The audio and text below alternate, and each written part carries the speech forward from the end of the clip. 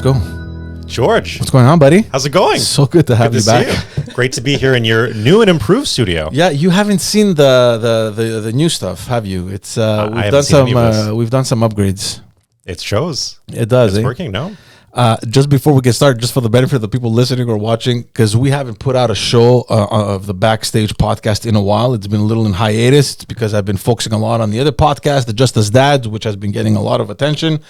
But yeah, I've always I have no kids that I know of, so I cannot be a member of the podcast. I'm so sorry. Well, but I'm happy that you brought me on to here at least. Yeah, exactly. It's like this is kind of like a new beginning for the podcast. Hopefully I can keep going, and it always kind of starts up again when elections come around. We did the car ride stuff and all that. So sorry to everyone that watches this and hasn't got an episode for a while, but we got the best guy to start this up again, Michael Forian, who keeps the tradition going by bringing a wine. And halfway through the podcast, we may be slurring, or who knows what's going to happen. Halfway? Halfway, like after a drink. What do you got for us here, man? We've got a Cru Bourgeois, La Fleur Pirabon, Pauliac 2016. I've never had this before, but according to Vivino, a 4.2. Okay, there you go. Cheers. Cheers. Great to be back. Always good to see you. Not too bad, eh? It's very good. Yeah. It's very nice. So, and so by the way, how you been? I've been great. And just on your other podcast, yeah. if anybody has any children that they want to give to me, they're getting sick and tired of their kids, by all means. Don't even wish that. Don't call me. I thought you were going the other way. Yeah, okay. Please. Yeah. How's everything? How you been? You've been bouncing around a lot. I've been everywhere, man. Yeah. You did a little run at the Senate. Then you flew over to Alberta. Now reverse. Alberta Senate. Now you became a lobbyist. Yeah. Tends to happen for people involved in politics. It's not a shocker for anybody familiar with the show. It's a natural path, and it's a good path. Like you're already there to begin with. You know the ropes. You know the doors that you need to knock on. I think it's a good fit. Well, here's the thing: you have political capital, and you've got your value as a political staffer, and that has a half-life. It has an expiration date, and the question is, how long is that going to be valuable for you, and when will be when can you dispense of that political capital and make the biggest purchase, let's say, right? When looking for a job, and of course the job market right now is very lucrative for people that are seeking new employment or a change, a little shakeup. I said to myself, I've been in political staffing for just throughout the past 10 years of my life, probably for 7 years plus. I'm somebody who went from being a journalist in my early career, wanting to really perfect that, and it just didn't work. Mm-hmm. Not because I wasn't getting great opportunities, not because I wasn't pushing hard enough, not because I didn't have supposedly some talent, but because the job market for journalism back in 2012 was a shit show, like it was in the US, across the world. There was a need to adapt for people that were in journalism and a need to find different revenue streams. I took the talents that I had as a journalist working at CJD. I did that for about 2.5 years, freelance throughout the Maple Spring, doing things that other 18 and 19-year-olds coming out of CEGEP and about to start the university career didn't really have a chance to do. And I took those chances. I took those leaps of faith, and it was great over those 2.5 years. But then, you have companies like Bell Media coming in and buying Astral, and cutting a third of the workforce, and even more than that since I've left. I knew that it wasn't sustainable, so I went to politics, and I had a great passion for Quebec politics and which is kind of contrary to who I am as an Anglo-Quebecer, because a lot of people think, well, Anglophones just aren't involved, or they don't care about English. They don't care about Quebec politics. Just not which is case. Wrong, very wrong. Because if you're not involved, just like if you don't vote, you really don't have a right to say anything after the fact. And so I wanted to get involved in that, and I had great opportunities with politicians like Jacques Chagnon, Speaker of the Quebec National Assembly, like Jeffrey Kelly, former Minister of Indigenous Relations, who still to this day, if you speak to any chief or grand chief or somebody who's been very much involved in the world of Indigenous relations, they'll say that Jeff Kelly stands to this day as at least the greatest living Minister of Indigenous Relations that Quebec has ever had, if not the greatest in history, and something that obviously Jeff is very proud of, and I was very proud to work with him. And then, taking that, obviously governments fall every once in a while. So, we leaving Quebec to head over to work at the IEFA, the International Economic Forum of the Americas, did that for a little while. And then this brings me to the point of, like, you talked about bouncing around a lot. COVID was a terrible thing for a lot of people, for some more than others. The loss of life, the effects of long COVID that people have to live with. I got very lucky. But I wanted to also try something new during this time of flux. Great change was going on, and I said to myself, okay, I can either stay here and twiddle my thumbs and wait for something else to happen, because unfortunately, as it was the case for many people, I got laid off along with 90% of the staff at the IEFA, and I decided to go to Alberta and work for the Kenny government out there. Take what I learned here in Quebec, bring it over to the other side of the country, and make with it what it is, and try to help out there. How was that over there? Alberta's a different place, man. Yeah, it really is the Wild West. And I've got family out there, and I love Alberta, and I loved Alberta even before I went out there to work there. But working out there in the political sphere, it's nuts. Right. There is this great aggressiveness, this animosity that both the left and right have for each other. That is just not healthy. It is just, and we can talk about, how Trump has really opened up this very dark door of terrible politics, and the type of vitriol that we see today on social media. Of course, people love staying behind anonymous, pictures or names on Twitter and Facebook and whatnot. But it really was dark in Alberta from that perspective. And it's something that I learned a lot from. I was a target of many attacks. Many of the staffers there, unfortunately, were many targets of many attacks also from people in the NDP and other political circles too. And emotionally gets to, mentally it gets to, and having to deal with that it was tough. You know what what's always fascinated me about Alberta, and obviously I don't follow the politics that much. I do it so you don't have to. Exactly.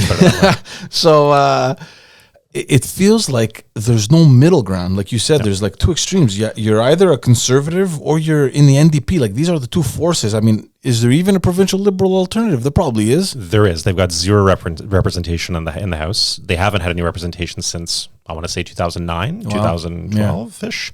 Quite a while.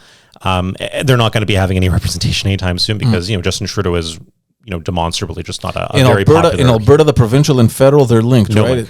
Oh, they're not? No link. Okay. None but whatsoever. Still the branding, though, that hurts. The branding that kills him. Yeah. Trudeau is not a popular name to be saying around there. Whether you're a New Democrat or a conservative or somewhere in between, you're probably not a fan of Justin Trudeau. Yeah. He'll pick up a few seats in Calgary here and there. He'll lose some, gain some more from election to election, but it's not necessarily a name you want associated with. But see, I always found that fascinating that there's no middle ground. Like you're either right or you're left, and that's it. Which the weirdest thing is that if you actually poll Albertans and ask them who they are, they're actually more centrist than you think. They're not necessarily hardcore conservatives that are, this new level of alt-right or something of that nature. They're nothing close to that. Right. They're pretty centrist. Whether they be from rural Alberta or urban Alberta or somewhere in between, they're center of the line, and people fail to recognize that. Albertans, by and large, just want to, get their resources to Tidewater. They want to get their oil and gas exported to the rest of the world, and they don't want people stopping them. And they want to be, and they're saying we have this deal where we were proposing this deal where, as part of equalization, you get to reap off the benefits. This is something that's mutually beneficial for you as well. And Albertans feel left out. And what you're seeing right now in their leadership race is really quite, I think it's a good barometer of some of the tensions within the Conservative Party, because you're seeing people pushing for really hardcore sovereignty level types of activism and plans that they want to put forward in terms of their position. It's really getting aggressive from this perspective. But Albertans are very center of the road. Do I think that the NDP has a chance to win back power this time around? Maybe. But it's going to take a lot from Rachel Notley.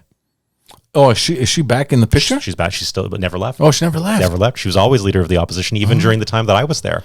And and one thing that I'll say about Rachel Notley and the NDP, they are by far, no one can argue against this, the most effective official opposition in the entire country. Right. And opposition parties across Canada can learn so much by what the NDP does, the way they maneuver, the issues they bring up.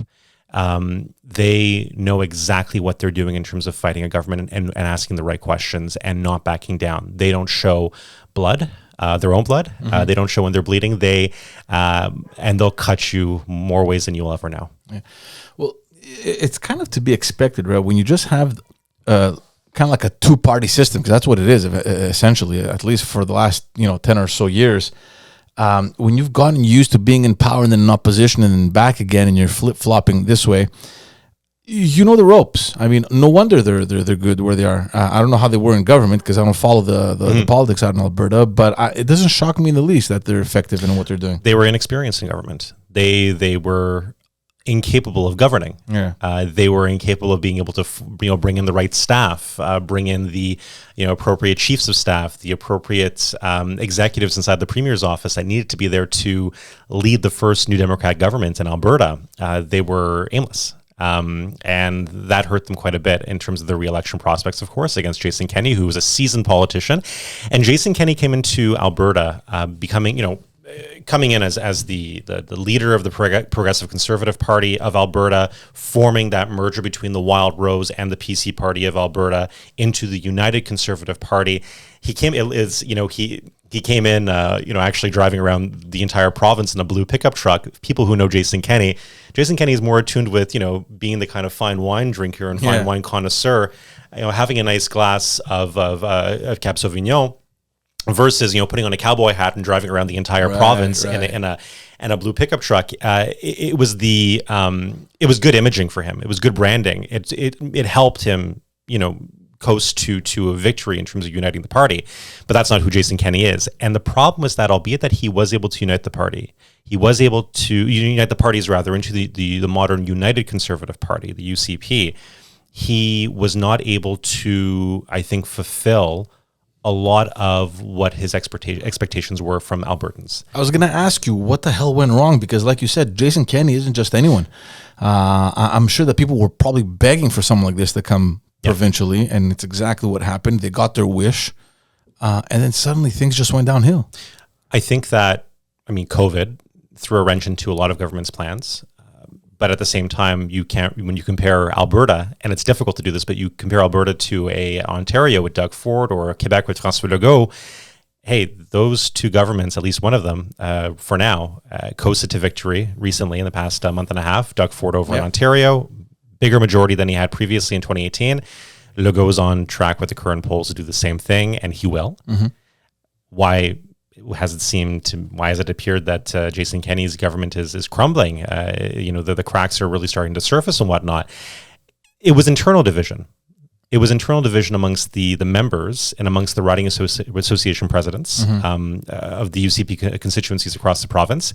It was the caucus, and boy, was this a caucus that did not know how to behave. Wow. Leaking things left, right, and center, which does happen. We're aware of that. It's something that, you as a former staffer, I as a former staffer, we've seen occur, but the lack of loyalty from people that Jason Kenney brought into the fold, that's what really did him in from his caucus and from people around him and staffers too, unfortunately. And I may have my political differences with Jason Kenney and who he is, but I knew which government that I was joining when I went out west. And I have an immense amount of respect for who he is as a person and who he is as a premier for the next 2 months until a new leader is elected. Yeah, their leadership is October 6th, somewhere around there, early October. Yeah. Do you think that has that there's any effects there of him joining those two conservative parties where perhaps ideologically they weren't in tune, and you still see that kind of rift happening? You're saying in Alberta? Yeah. Those parties have merged, right? So the UCP is one formalized party now. There's only one real conservative party in Alberta now. The only other party that sort of tried to get some traction, never took off, was the Wild Rose Independence Party, which is pushing for hardcore Alberta sovereignty, very much like the Parti Québécois here at home. It didn't take off, didn't have enough financial backing, wasn't getting enough, wasn't taking off. Yeah. So I see Jason Kenney calling it quits for now on politics, indefinitely. Maybe, maybe not. But I think he's definitely putting up his hat, hanging it up, and he's going to take some time off, and then he'll do the regular, sort of course that we see for politicians post a political career and go work at a Denton's or a McCarthy Tetro and work at a law firm or some strategic firm as a senior advisor and bring in big money for them, because he's still a big name, and I think he's a name that's respected around the world for what he's done back in the Harper cabinet and even for Alberta now in the past little while. There might have been some ups and downs. But again, that caucus that he brought in, and again, when I say brought in, he brought in a few people, but he didn't really. One thing that I'll fault him for is that Jason didn't build the team that he should have back when he was formed the UCP and was campaigning against Rachel Notley leading into the 2019 election. He didn't build the team that he had the opportunity to build. Right. Bringing in the star candidates, people that were close to him, loyal to him. He brought in individuals that, hey, I want to run. I'm passionate about Alberta. I may not be totally in line with somebody like Jason Kenney, who comes from Ottawa and spent most of his time in Ottawa. Didn't really spend a lot of time in Alberta when he was a member of parliament or a minister. But you know what? Who really cares? I'll figure that out down the road. He was very much. He wanted to let the grassroots take their place. Right. Well, the grassroots did, and it did him in, and that's why come 2 months from now, he's not going to have a job. It's crazy how, politics can just turn for the ugly, like in a matter of, like, I'm not gonna say seconds, but in no time, you can be really like living the highest freaking life ever that you can possibly dream of, and then wake up to some bad news that's just gonna pummel you to the ground, like a pandemic. Yeah, exactly. But it's what you said. I mean, the pandemic affected every single province, right? The fact that it affected him more than any other premier, I mean, it does say something. Albertans are libertarians at heart. I'm not saying they're hardcore, but I'm saying that they enjoy, and as they should, enjoy their freedoms, enjoy their liberties. Freedom has become a very touchy word these days, right? My goodness, yeah. But freedoms is something that we would take for granted and we would cherish. It wasn't an ugly word. Even the Canadian flag now has become divisive. I have some friends of mine who've said very bizarrely, like, I don't know how I feel about showing the Canadian flag anymore because I feel that's been taken on by the truckers and the convoy. Oh my God, and I say, man. So you're going to give up the Canadian flag, the emblem that's known internationally and respected by the world, and you're just going to give it up to a bunch of individuals that you disagree with, instead of fight for it and say, no, that's my flag, like it is every Canadian's. I may disagree with you, I'll politely disagree with you, but you're not taking my flag. That's mine. The argument, the rhetoric, and the stupidity that we've seen surface in the last probably 3 to 4 years, this wokeism that it appears from nowhere, it's troubling. It bothers me, man. Did you see the Sky News employee over in the UK? Just came out this week. That was paid by a UK tribunal $14,000 because her employer was apparently too woke. So this is I feel that this is going to come to Canada, and maybe it's a good balance between what we've seen over the course of the past little while, because I do agree with you that the wokeism card hasn't played a little bit too often, and I think Canadians at large, the population at large, is getting tired of this, and they're saying it's not even a question. There's mutual respect on both sides. There needs to be a deeper understanding. $14,000 fine against Sky News, which I believe is the equivalent to Comcast in the UK, or they're owned by Comcast. But in any case, Sky News has to pay $14,000 after a diversity and inclusion advisor at Sky News went to an employee and said to her, "Well, you're a person of color, so you need to feel guilty. You need to feel as if you're a victim, and you need to act as if you're a victim." This is ridiculous. And the employee is, excuse me, I don't seem to quite understand. The employee took off 2 days after that on sick leave because she was so distressed that somebody in the company said, you have to play the role of a victim or you're not doing your job as an employee because you're a person of color. And she went to her manager, told the manager exactly what happened. And essentially, she filed this claim with this new tribunal. It's an administrative tribunal in the UK.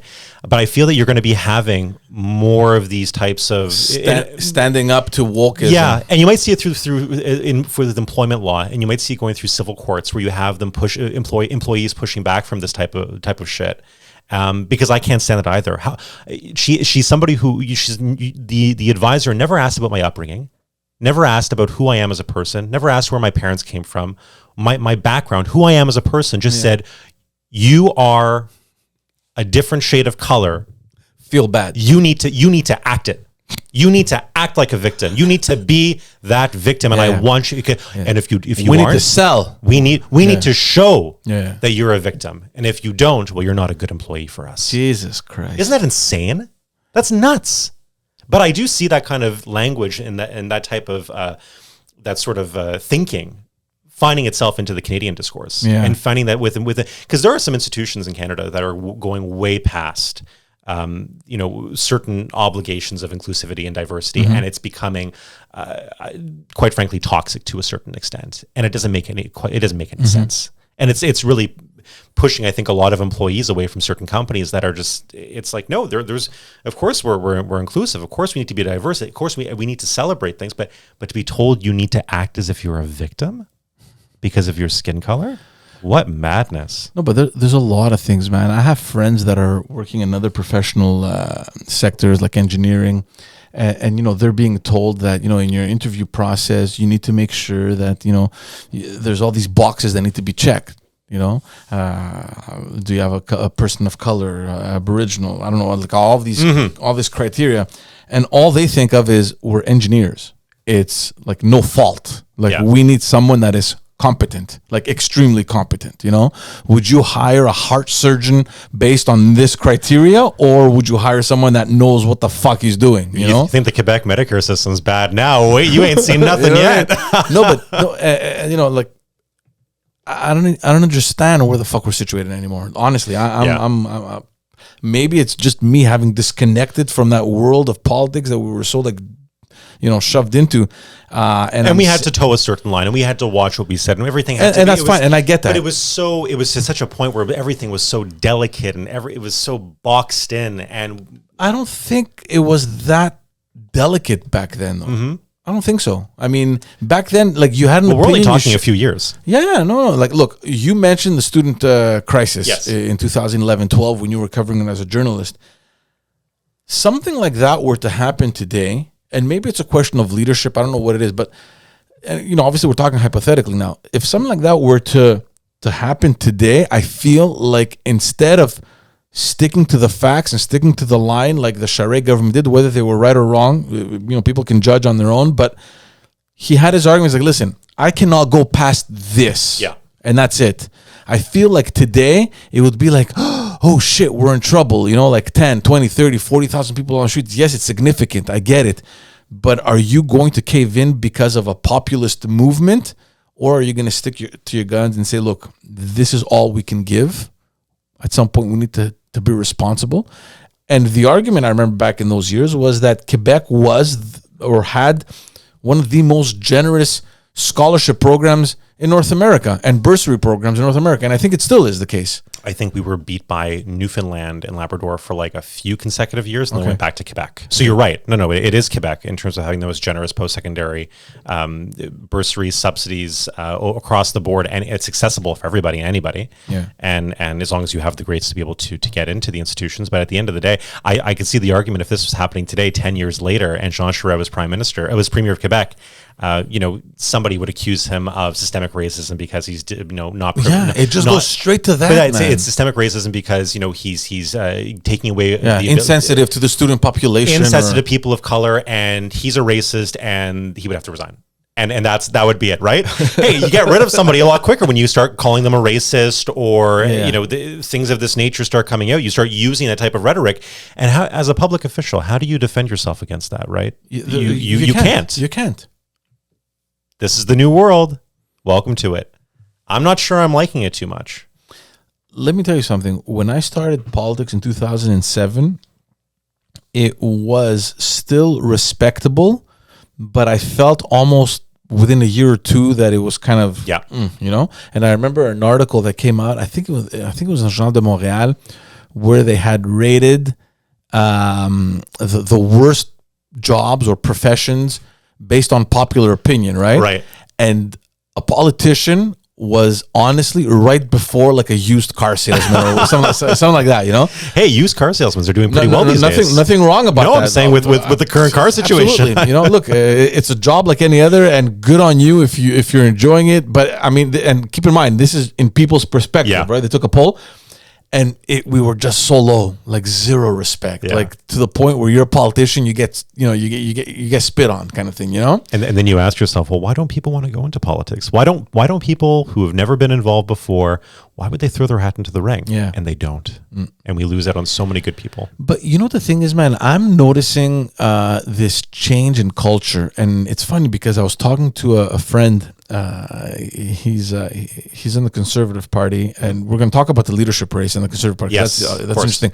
And he's telling me, he goes, George, man, I don't know what's going on, but in the younger demographic, the 18 to 35, there is a shift to the right, and it's taken everyone by surprise. I still can't believe it, but he's seeing it. I mean, he's much more active because he's involved in the leadership campaign. And I'm telling him, dude, are you sure? He goes, I do not know how to explain it. I'm just telling you what I see, what I witness. People just taking memberships on their own. Like, we're not calling, nothing. They're just seeing numbers piling up.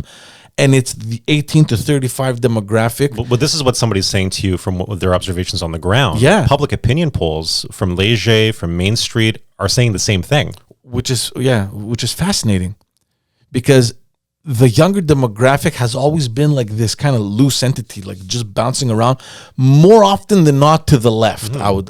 Is there a possibility that they may have been taken for granted by the left? They may have been taken for granted by the NDP and the Liberals for years and years. And our younger people are getting a little bit aware of this taking advantage of? I'm shocked, George. I really am. I don't know if they became aware of themselves being taken for granted, or if they were taken for granted. Maybe they were. I mean, look, I've said it. We've taken certain demographics for granted because it's all strategy. It's all numbers. When you're running a campaign, it comes down to numbers. You want to be the most efficient possible. So you grab them, you group them. You're okay, these are ours, let's go. So you got to kind of paint a picture very quickly so you can know where you're going. You only have 30 days. People don't realize that 30 days passes really quickly in the campaign. And I've admitted it. I have. But that was back at a time when we knew that vote was ours. Now, and this I tell a lot of the people now at the party and the people that call for advice and stuff like that. I'm like, listen, you're dealing with a demographic that back in our days. You're calling George for advice? Yeah. What are they thinking? What are you doing, guys? No, but back in the day, like, you're dealing now with a demographic that is of age to vote. And back in the day, they weren't. They were kids. Yeah. So for us, it wasn't even a thought. So we didn't have to think about what these kids are going to be voting. Mm-hmm. We weren't even there yet. Now it's a different story. And especially in the ethnic communities, I've noticed, because I'm very much involved in the ethnic communities. And I'm seeing that because your grandfather and your father were like, I mean, we can say this. I mean, the ethnic groups were traditionally liberal, of course, provincially, probably even federally. And at the same time, though, when you're talking about ethnic groups that came out, newcomers to Canada who, they may have come here under the reign of Pierre Elliott Trudeau or a Liberal Prime Minister. Yeah, we're talking about the 60s, 70s, let's say, around that time. Right. So these people, they had signed their life over to the Liberal Party. Maybe the generation after them as well, but the one after, they are not necessarily following in those footsteps, and especially in the rest of Canada. In the rest of Canada, I would say outside of Quebec, and the reason why I asked the question, under which prime minister, mm-hmm. under which party, was that if you ask a lot of newcomers to Canada, a lot of families, who they support, well, they'll say usually the party that was in power when they got their citizenship or when they came to Canada, because they remember Jason Kenney as Minister of Multiculturalism and Citizenship, either being at an event or thanking them or doing a video, and Prime Minister Harper, doing a video presentation. They remember that, and that's significant for them. Same thing back in the 60s and 70s when it was under a Liberal Prime Ministership as well. Mm-hmm. Mm-hmm. So keep that in mind. No, for sure. So that's what I've come to understand. I just didn't know what side they voted, but I had heard so many things on the ground. What was the election that followed ours in 2018? There was a federal election, I believe, in 19 that I ran in 19. Yeah. That's right. So and lost. It's okay. I'm sure it was a great experience, just like I did, just like my experience in 2018. Came a little closer. Yeah. So, but I knew what I was getting into. But it's fine. So that campaign, and then the subsequent one in last year, 2021. I got so much feedback from the ground to the effect that the younger generations are no longer following that pattern that we had them grouped in, you know? And the thing is too, is at the same, as much as we want to say this and how interesting it is to go into younger demographics, people that are, 55 plus are still voting early.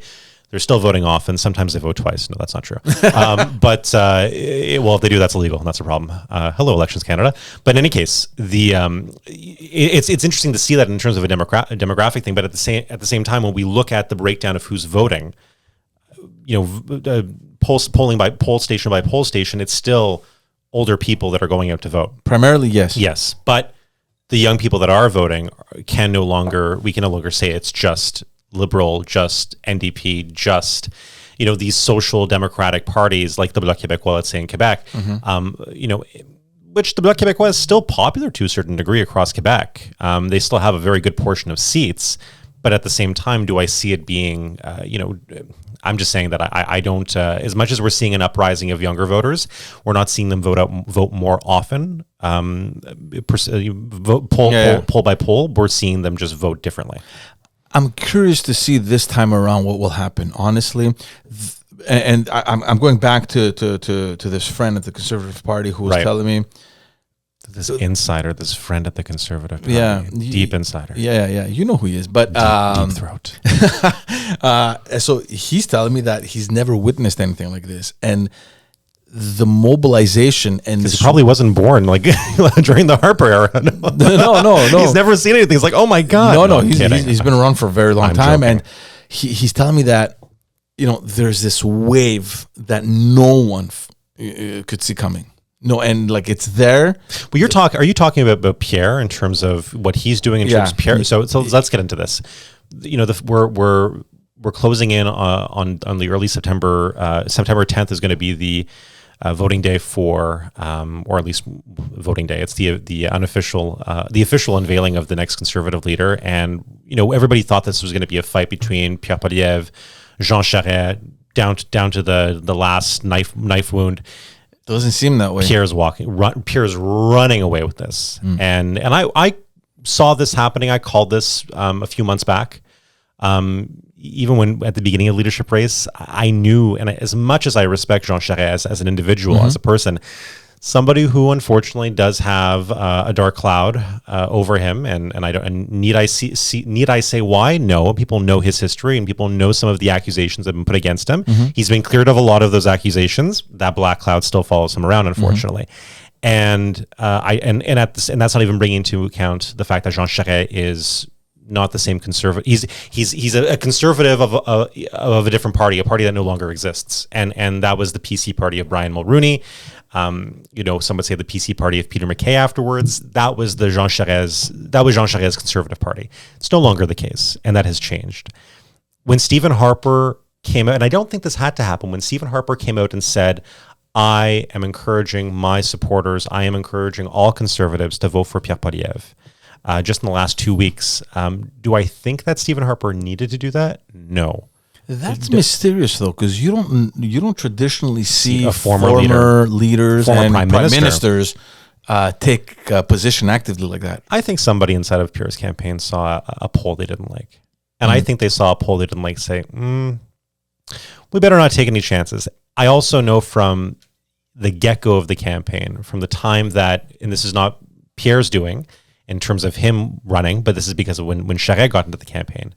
I know that when Charest got into the campaign, conversations were had within days of Charest's announcement, even before his announcement, with Prime Minister Harper, and Prime Minister Harper agreed that if things got a little bit close, that he'd happily endorse Pierre.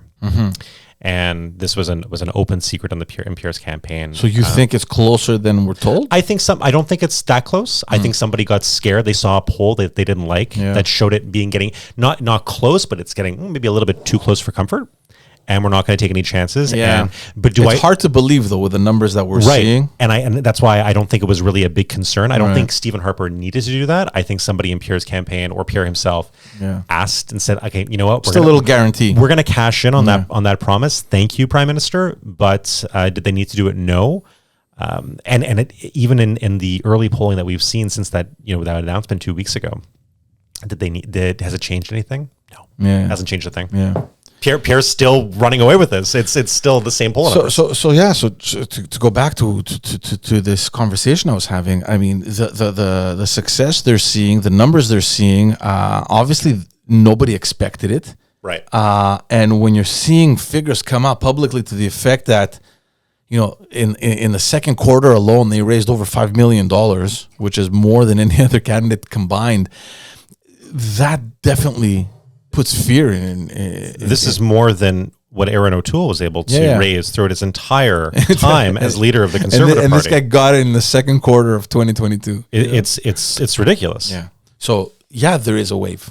Yeah, there's a lot of enthusiasm, and it's insane the amounts of people that are just mobilizing to support this kid. Well, this kid. I mean, whatever. He's a young guy, established individual. I mean, Pierre's a minister, was a former minister under Pierre, under Pierre's prime ministership, under Stephen Harper's prime ministership, and maybe he'll be prime minister one day. He's running for prime minister, but Pierre's a very smart guy. Yeah, he's as somebody who's been able to have the fortunate chance of being able to meet with them in fairly small settings. He's a strong communicator. He's somebody with a very strong comms background. Yeah. He knows how to message effectively, and he's able to close that sort of separation gap with voters in terms of them not being able to click with the message. And he knows where he's going to be effective at hitting a broad base of Canadians. So when we talk about Canadians going through difficult times because of inflation, he knows how to point the blame at the Prime Minister and say, this is happening because you keep on voting for this guy. Yeah. You're voting for this guy time and time again. He's giving you the same results, and look where we are now. It's 10 times worse than it was the last time around. Yeah. No, he's a very effective communicator indeed. But the questions that I'm hearing is to the effect, is he going to be able to bridge the gap within the Conservative Party that Harper managed to bring together, right? Which O'Toole completely messed up. Oh, goodness. And is he going to be able to do that? Because the feeling I get is that Pierre Poilievre is he's very liberal in terms of the social aspect, right? Like socially liberal. But maybe he's playing it different to get the support from out west. I don't know, but because that's the mistake that O'Toole made, frankly. Yeah. So I don't know. That's the only thing that to me is a little blurry. I don't know where to situate him. Aaron made a bad bet on that, and the way that he steered the campaign far to the left, way more left than anybody expected during the 21 campaign. I think that Pierre's biggest problem right now is with the demographic of women voters, primarily in the GTA, that are around the age of between 39 to 41, the soccer mom class. Mm-hmm. And I think that's where we're going to have some difficulty tapping into, and that he needs to focus on that. And his team knows that. They've seen the numbers that he's failing with that demographic right there. Female voters look at Pierre and they say, I don't like you.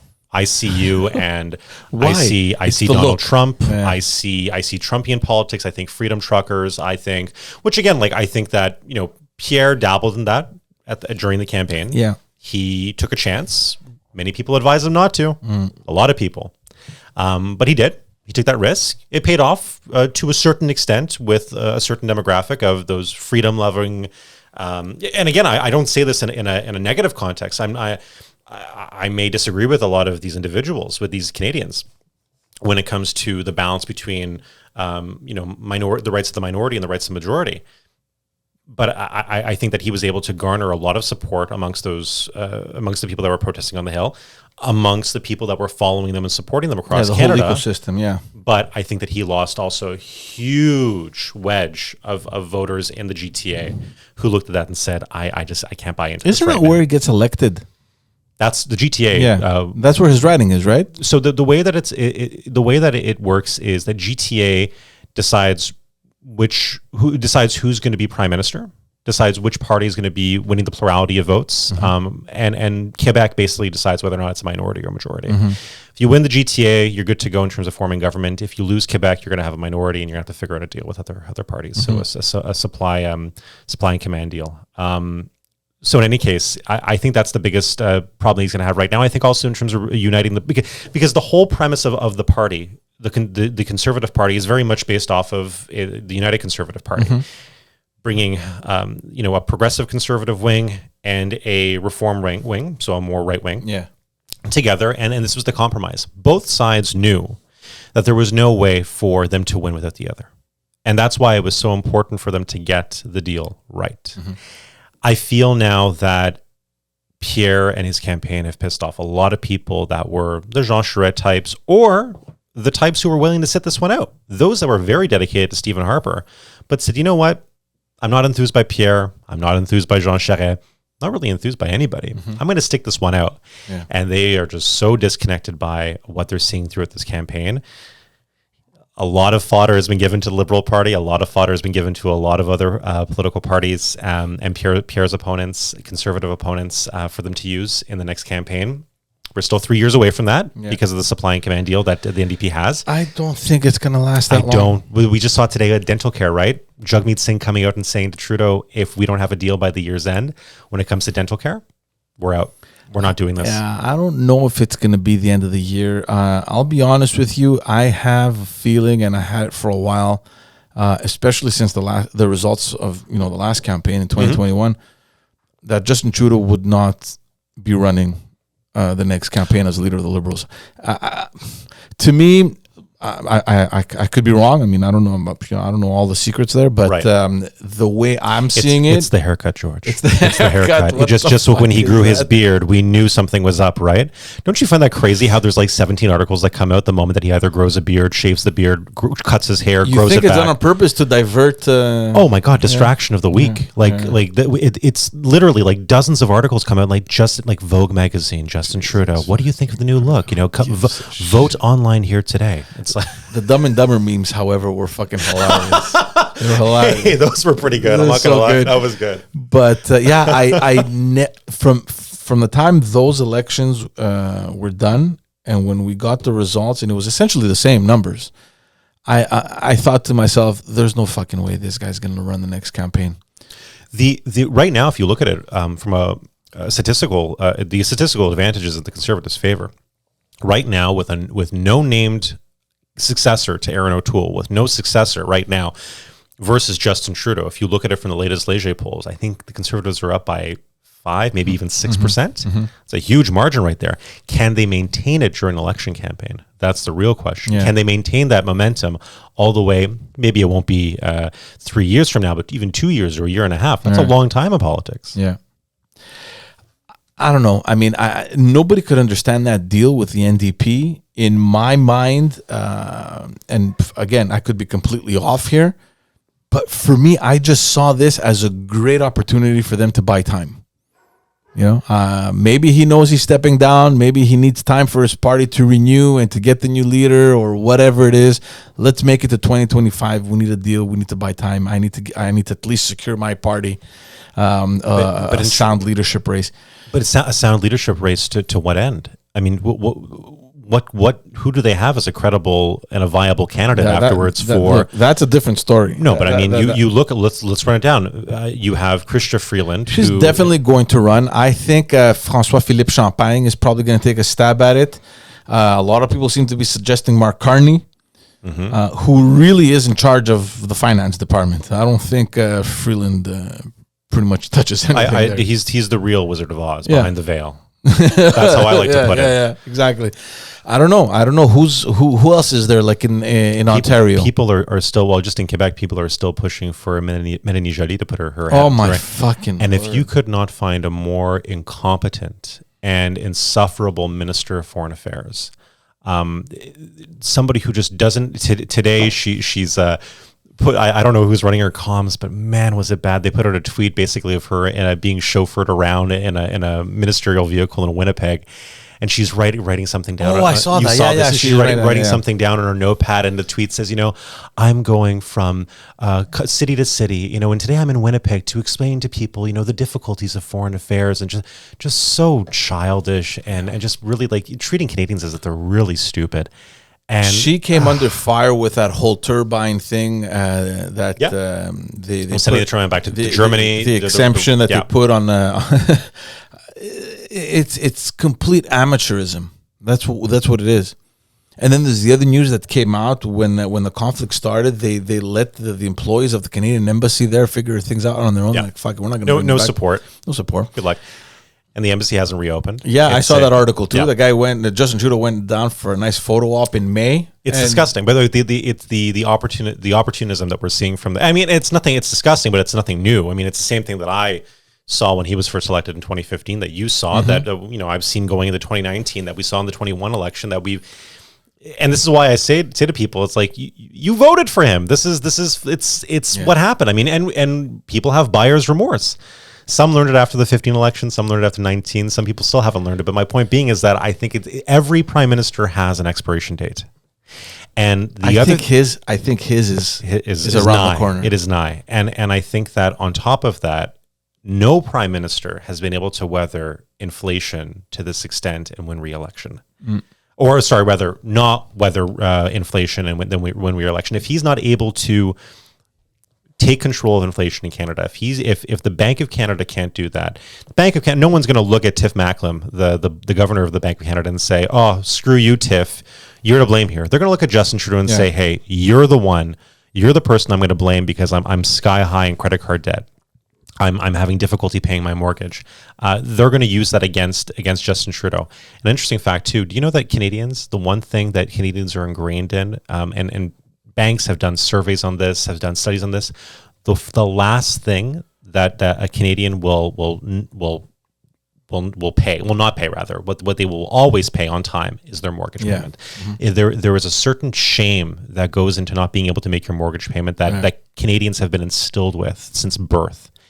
And the reason I bring it up is because I feel that what we're seeing right now are really pushing Canadians to their edge when it comes to increased interest rates from the Bank of Canada. Which is, let's be frank, who do we blame for this? We blame the spending that happened over the course of the past few years. During COVID, we spent way too much. Most Western countries spent way too much. Canada is one of the worst offenders, if not the worst offender per capita for what happened. And we have found ourselves with way too much money in supply out in the market. And we are trying to fend off inflation as fast as possible by raising the interest rate, the taux directeur. I don't know if it's going to work. We don't know if it's going to work. It's going to go way up, and it's going to have to continue going way up for it to actually have an effect in terms of stabilizing inflation if they're able to do that. But at the end of the day, the real victim of this is Canadians by and large, because they're going to have to face the brunt of this. And the collateral is going to be Justin Trudeau's prime ministership. I don't know. Look, I don't know. Nobody knows what's going to happen. I just feel like lately it's just been one huge effort in collecting, the positive announcements and press release and the press conferences. And it's just a sign that I'm collecting the good news. I want to leave on a high, or perceived, or whatever is perceived as a high. And then just good luck, right? I would be completely shocked if Justin Trudeau would run in the next campaign. It's madness. The question, though, is if it's not, maybe it's one of the ones that we mentioned here, but if it's not Justin Trudeau, how are they able to rebuild the party? Because the party, when Justin Trudeau became leader back in 2013, when he became leader, 12, 13, around then, they took down the Liberal Party of Canada, brick by brick by brick, and then they rebuilt it in the image of Justin Trudeau at his will, at his command. And that is a very difficult thing in terms of branding and how you market to Canadian voters. Because what comes next? Everyone is so like. But the party has become him, and he has become synonymous with the party. How do you change? How do you prepare the party for the next leader? I don't know if you're able to do that without losing. Oh no, I agree with you 100%. They're gonna have a hard time finding a leader because they're so in love with this guy who came in as a savior, and maybe he did good to the party because the party was in rambles. I mean, like they had lost everything, and they needed a guy of that image, of that notoriety, of that fame, or whatever you want to call it, to boost the party. And honestly, in terms of branding and vision, I think they did a very good job. It was very effective. Super. Like But in terms of executing any policy, it was terrible. Forget about that. We're talking about the party and the branding and, you know, whatever comes along with that. They did a fantastic job. And like you say, everyone is so focused on exactly that. Him being the party and the party being him. Right. To the point where I feel that if this guy, because eventually he's going to have to leave, they're going to have a hard time because everyone that's going to want to follow, they're going to be measuring that person to Justin Trudeau. But they're banking on Pierre Poilievre being a disaster, which is it. And if they're banking on that, they're going to lose really badly because this is the kind of person that they think that the average Liberal voter, the average Liberal looking at Pierre Poilievre right now is looking at him, and this is what they're hoping to convince other people across Canada of, is that Pierre Poilievre's a homophobe. Pierre Poilievre, is against women's rights. He's against immigrants. Whereas on the contrary, Pierre Poilievre is for higher immigration numbers than we have right now. He wants to be able to recognize the certification of doctors and people with specialized degrees quicker. Work with the provinces in terms of achieving that because the provinces have not been able to deliver on that. You know that as well as I do. He is pro-choice. And Pierre Poilievre, on top of that, is pro-LGBTQ community. It's out there. It's not a secret. Pierre's father is gay, and Pierre's father has a partner who's they're a gay couple. He has nothing but love and admiration for his father. Obviously, and I just think that for anybody to think that he's some sort of this sort of Trumpian demagogue is just utterly ridiculous because sorry to interrupt you, man, but it sucks that at every federal campaign, this comes up. Gay rights comes back to the forefront, and it's so stupid, right? It doesn't make any sense because we've gone way past that. The two of the most prominent members of the Conservative Party, current members of caucus, Eric Duncan from Stormont, Dundas, North Glengarry, which is Cornwall and the surrounding areas. Eric will kill me if he hears that. And Melissa Landsman from Toronto, both very significant members of the party elected to the legislature, to the House of Commons, gay, and supporting Pierre Poilievre. And for these are the two openly gay members of caucus, and they're both backing Pierre. I think that those two members there, if they had an issue with Pierre on LGBTQ issues, I think they would have addressed that.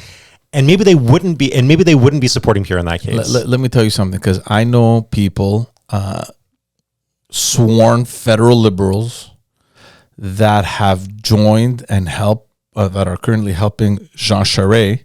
Of course. Because they just don't want Poilievre to win. But that isn't a stupid reason to join. But you have no and believe it or not, it took me like minutes to do the calculation. When I heard those names, running to support Jean Charest, I was like thinking, wait, are they against Justin Trudeau because of the fuck ups he's been doing? And they just want, I just couldn't piece it together. They would probably still vote for Trudeau even if Charest was leaving. That's the worst part. But isn't that insane?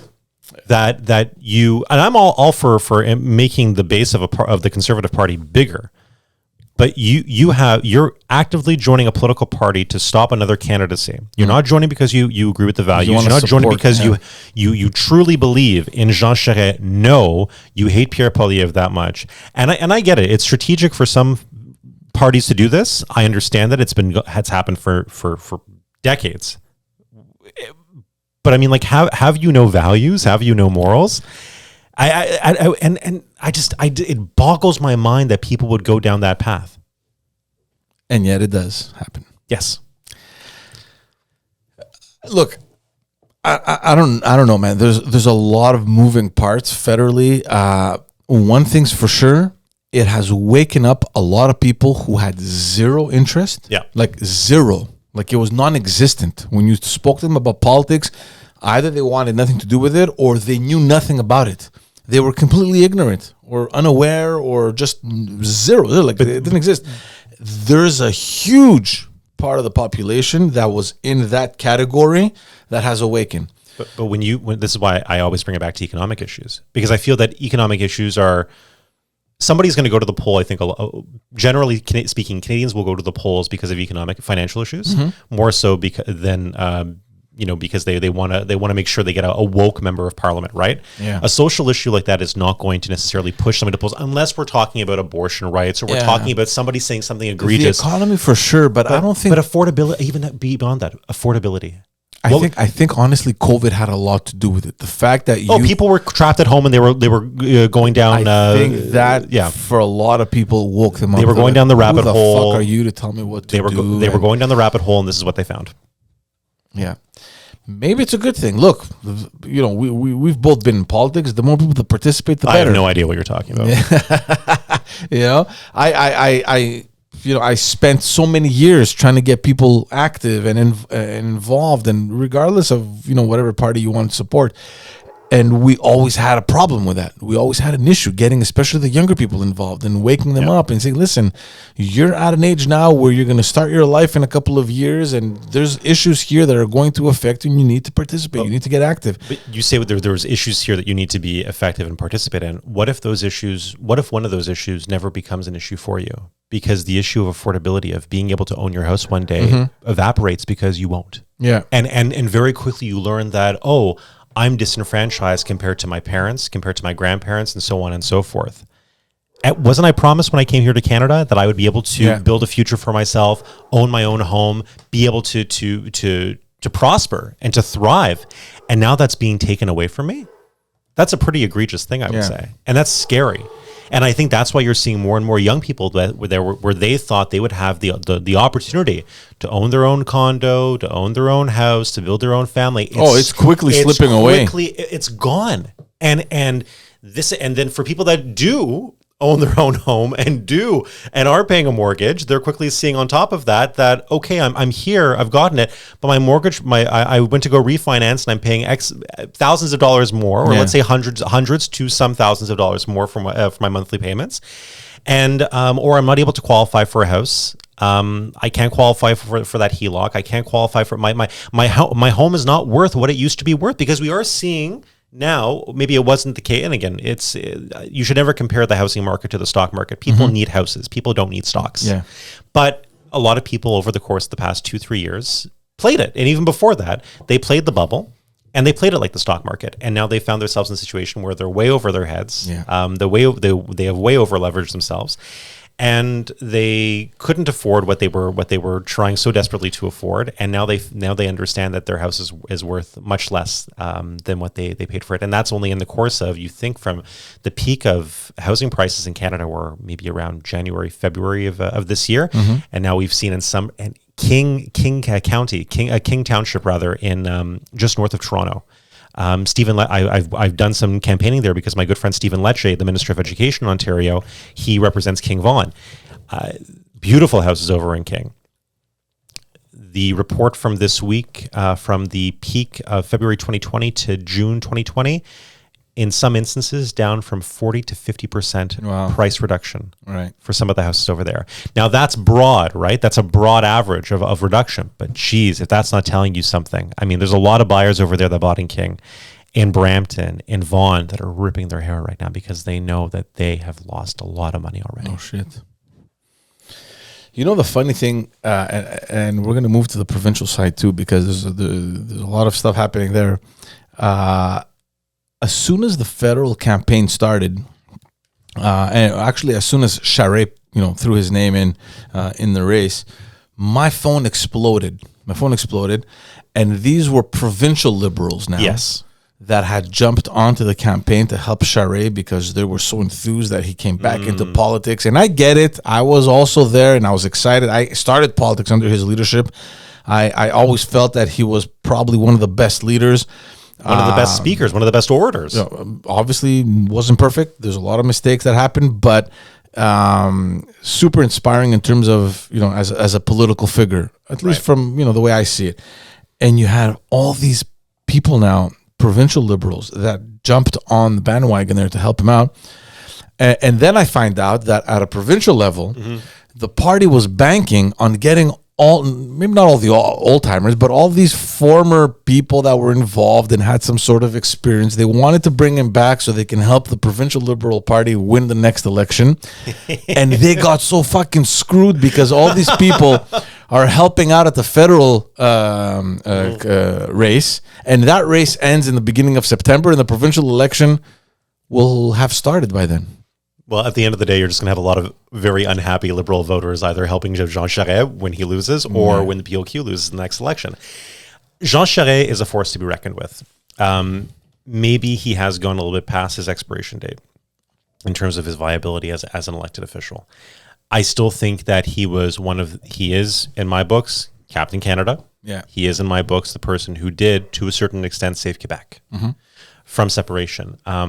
You recall, before my time, the crowds at Dorchester Square, the giant Canadian flag, the photos of that are just, it's incredible to look back in history like that. But my parents were there, my grandparents were there, my family was there.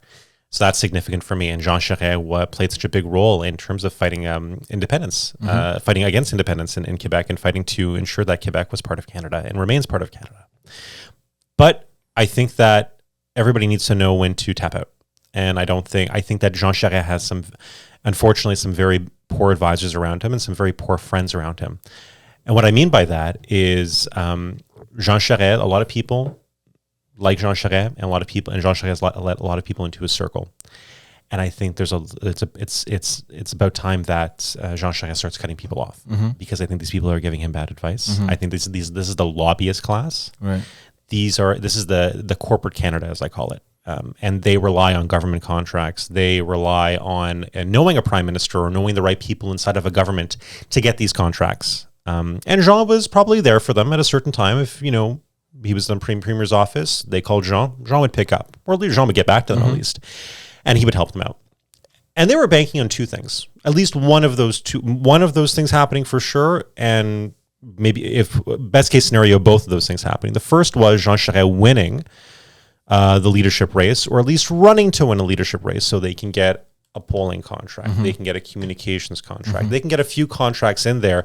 Hey, it's nice that he's raising a bit of money for the Conservative Party, and we've got some bills that he can pay for us too. Right. And the second thing they were banking on was him winning the leadership race, continuing on with those contracts, and then, well, the creme de la creme, him getting to the Prime Minister's office. And boy, does the gravy trough open there then. And that's what I really think. There was a lot of people around him that were pushing, saying, Jean, you can go for it. You can win it. Forget about Pierre Poilievre. You're going to wipe him clean. Not the same party. And I've heard that from a lot of people, George. I know that there was a lot of pressure from the Quebec caucus because most of them, not all of them, because I think one or two are supporting Poilievre. Yes. But I know that the majority of the Quebec caucus can't stand him, Poilievre. Well, they're supporting their homeboy. They're supporting Charest. And Dominique Vien, a former minister who's now a Conservative MP. Yeah, exactly. Obviously, she's going to help her former boss. I mean, that makes total sense. But there was a lot of pressure, and they pushed him a lot, and probably that had some effect to it. But I don't think that I won't give the Quebec caucus, the Quebec Conservative caucus, that much credit. I think at the end of the day, the reason why Jean Charest ran was because the people, those advisors that have been close to him that do fall into the lobbyist class, told his wife, told his kids, who are both politically active and are great individuals. His entire family is fantastic. Yeah. They convinced him that he could pull this off when they knew damn right that he could not. One thing that has brought so much joy to me was seeing a guy like Gérard Deltel supporting Jean Charest. What a weird world we live in, right? Former ADQ, MNA, supporting somebody like this. For those who don't know what we're talking about right now, Gérald Deltel, provincially, he was a member of the ADQ and then the CAQ party. I don't think Charest was there. Charest wasn't there when the CAQ was formed, so he was in the ADQ. One of the fiercest, I'd say, members of the opposition. Fantastic orator. Great parliamentarian, but this is one guy that had a fucking bullseye on Charest. Like for the entire time he was in office. and to see, and obviously he transitioned, he went federal, he got elected into the Conservative Party, and now he is rallying support for Jean Charest. It's just funny how politics works. But this is why when people, and I called this, even before, I was thinking during the time of, right before Aaron O'Toole, right before the federal campaign in 21 when Aaron was running.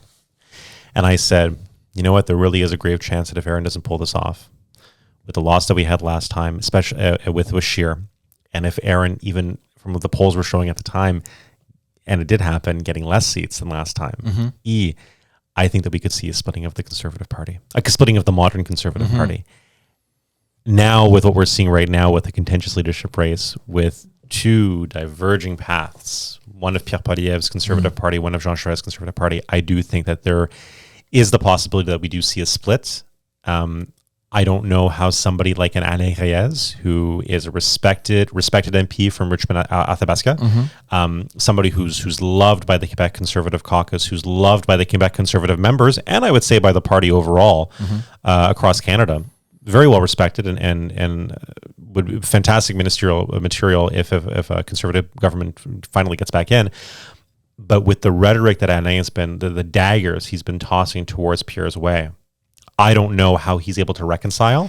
I think Pierre will be the big boy in the situation and will extend the olive branch and say, hey, listen, words were said. They weren't nice on both sides, perhaps.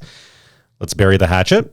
I don't know if Alain is willing to continue down that path because Alain's a smart guy. I think that he just doesn't, I don't know if the politics that he's seeing brew, or at least his perception of how the race on Pierre's side is going, I don't know if he can come to terms with it. So you think there was an interesting article? I can't remember if it was in the French paper or in the English paper. I can't remember. I think it was in the French paper. I think it was in La Presse. Yeah.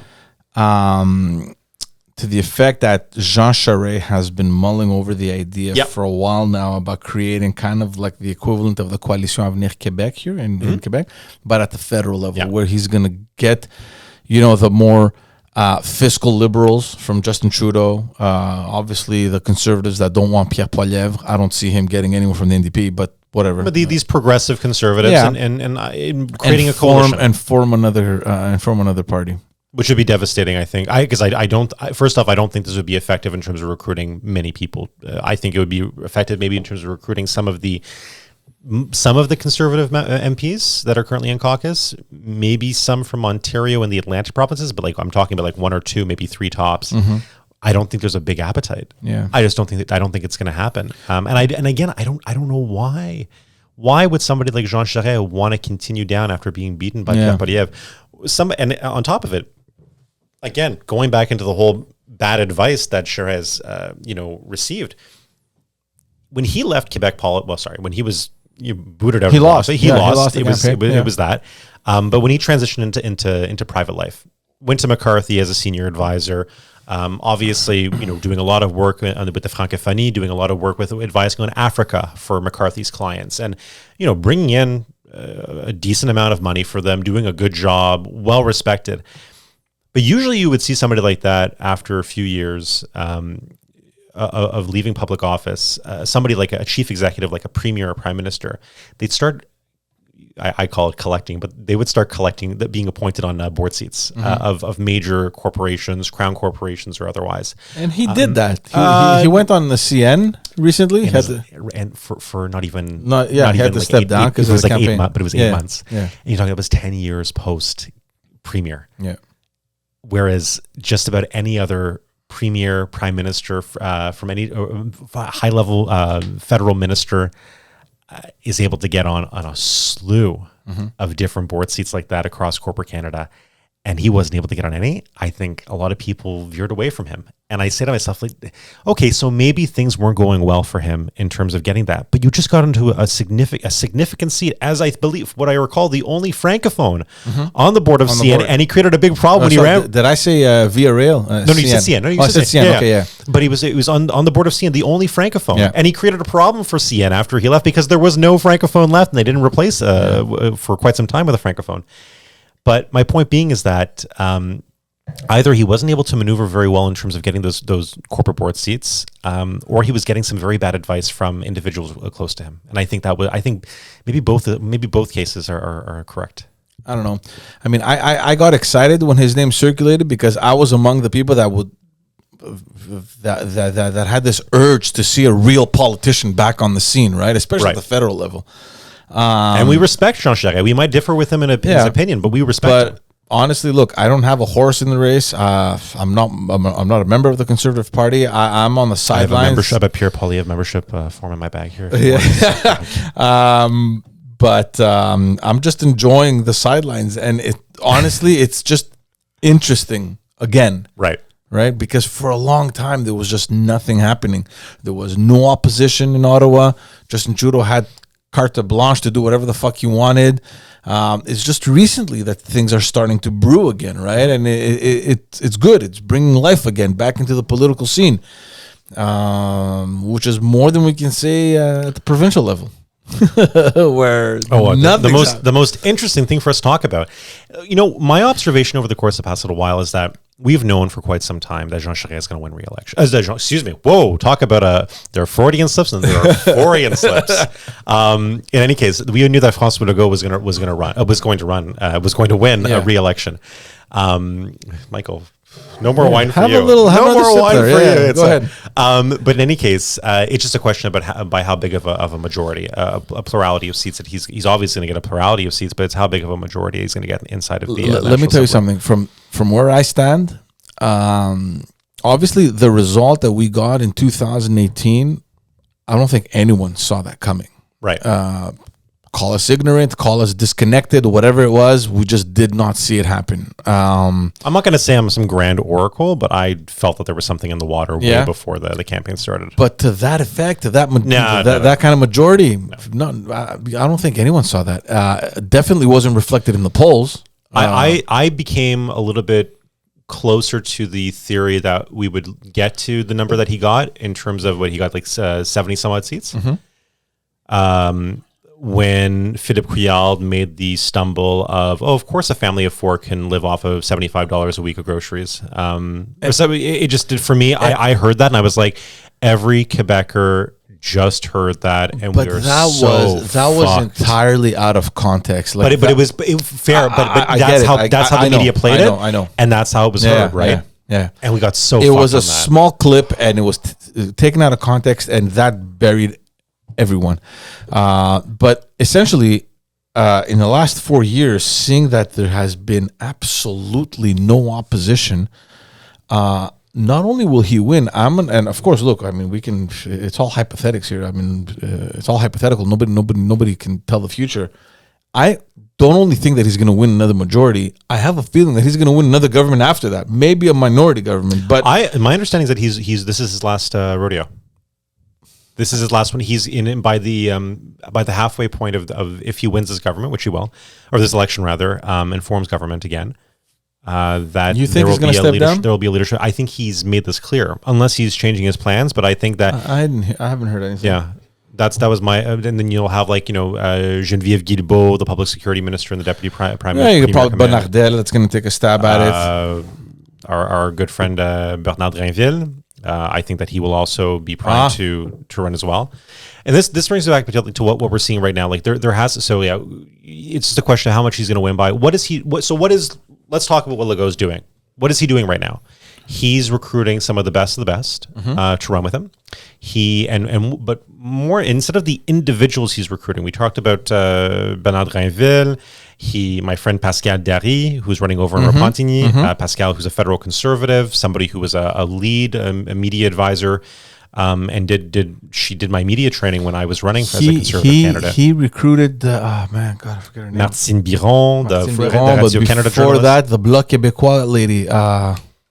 She was the mayor of Longueuil for a long time. Caroline Saint-Hilaire, who's married to Makakoto. Yeah. So in any case, and she's going to be running, I believe, in Sherbrooke. So we go through the list of of people, but let's look at their professions. Where he's recruited like 9 journalists, and the Quebec press corps likes to really navel gaze and talk about well, what is this going to do for the state of democracy that so many journalists are now being recruited by the CAQ government. Like, let's do a deep dive now. They did this on CTV with Patrick White, who's a journalism professor. But there was a lot of articles to that effect, right? But it's like, should you look? I believe that if you are a citizen, you can do whatever the fuck you want. Okay. The problem, however, and I think this is what the journalists' issue is, and they just don't want to really pinpoint it because everyone is in the same boat, especially the big journalists like Martine Biron, even Bernard Drainville. They have contacts everywhere with every single person of every single party. They understand and they know secrets that are off the record, right? Which they would have a fiduciary responsibility to maintain that confidentiality. That's where the problem comes in, because from one day to the next, and I think that was an article that came out with Martine Biron, like the day or 2 days before the announcement was made, she was having lunch or whatever with someone from the PQ, like some behind the scenes guy from the PQ, some major player.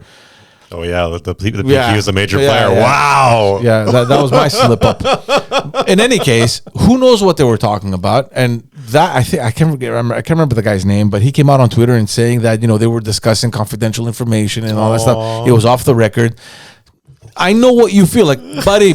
Tough luck. But this is the point. That's how it is. This is why I tell staffers in Alberta and when I was working in Quebec, journalists are not your friend. Yeah, but dude, when you're on the hill, trust the journalists. They're not. You're going to go for a beer with them. Close your fucking mouth. And what do these politicians do? Well, a lot of politicians, but also these staffers, they say, "Oh no, but she told me everything was going to be off the record, and she promised me, and she, crossed her heart and hoped to die." There's no such thing as off the record. But they have a job to do. But you have to admit that if you're on the hill, and we're not talking about someone that's there for 1 or 2 years, if you're there for like 5, 6, 10 years, you develop friendships with these journalists, and there is this trust relationship. And I understand that, and they'll still cut you.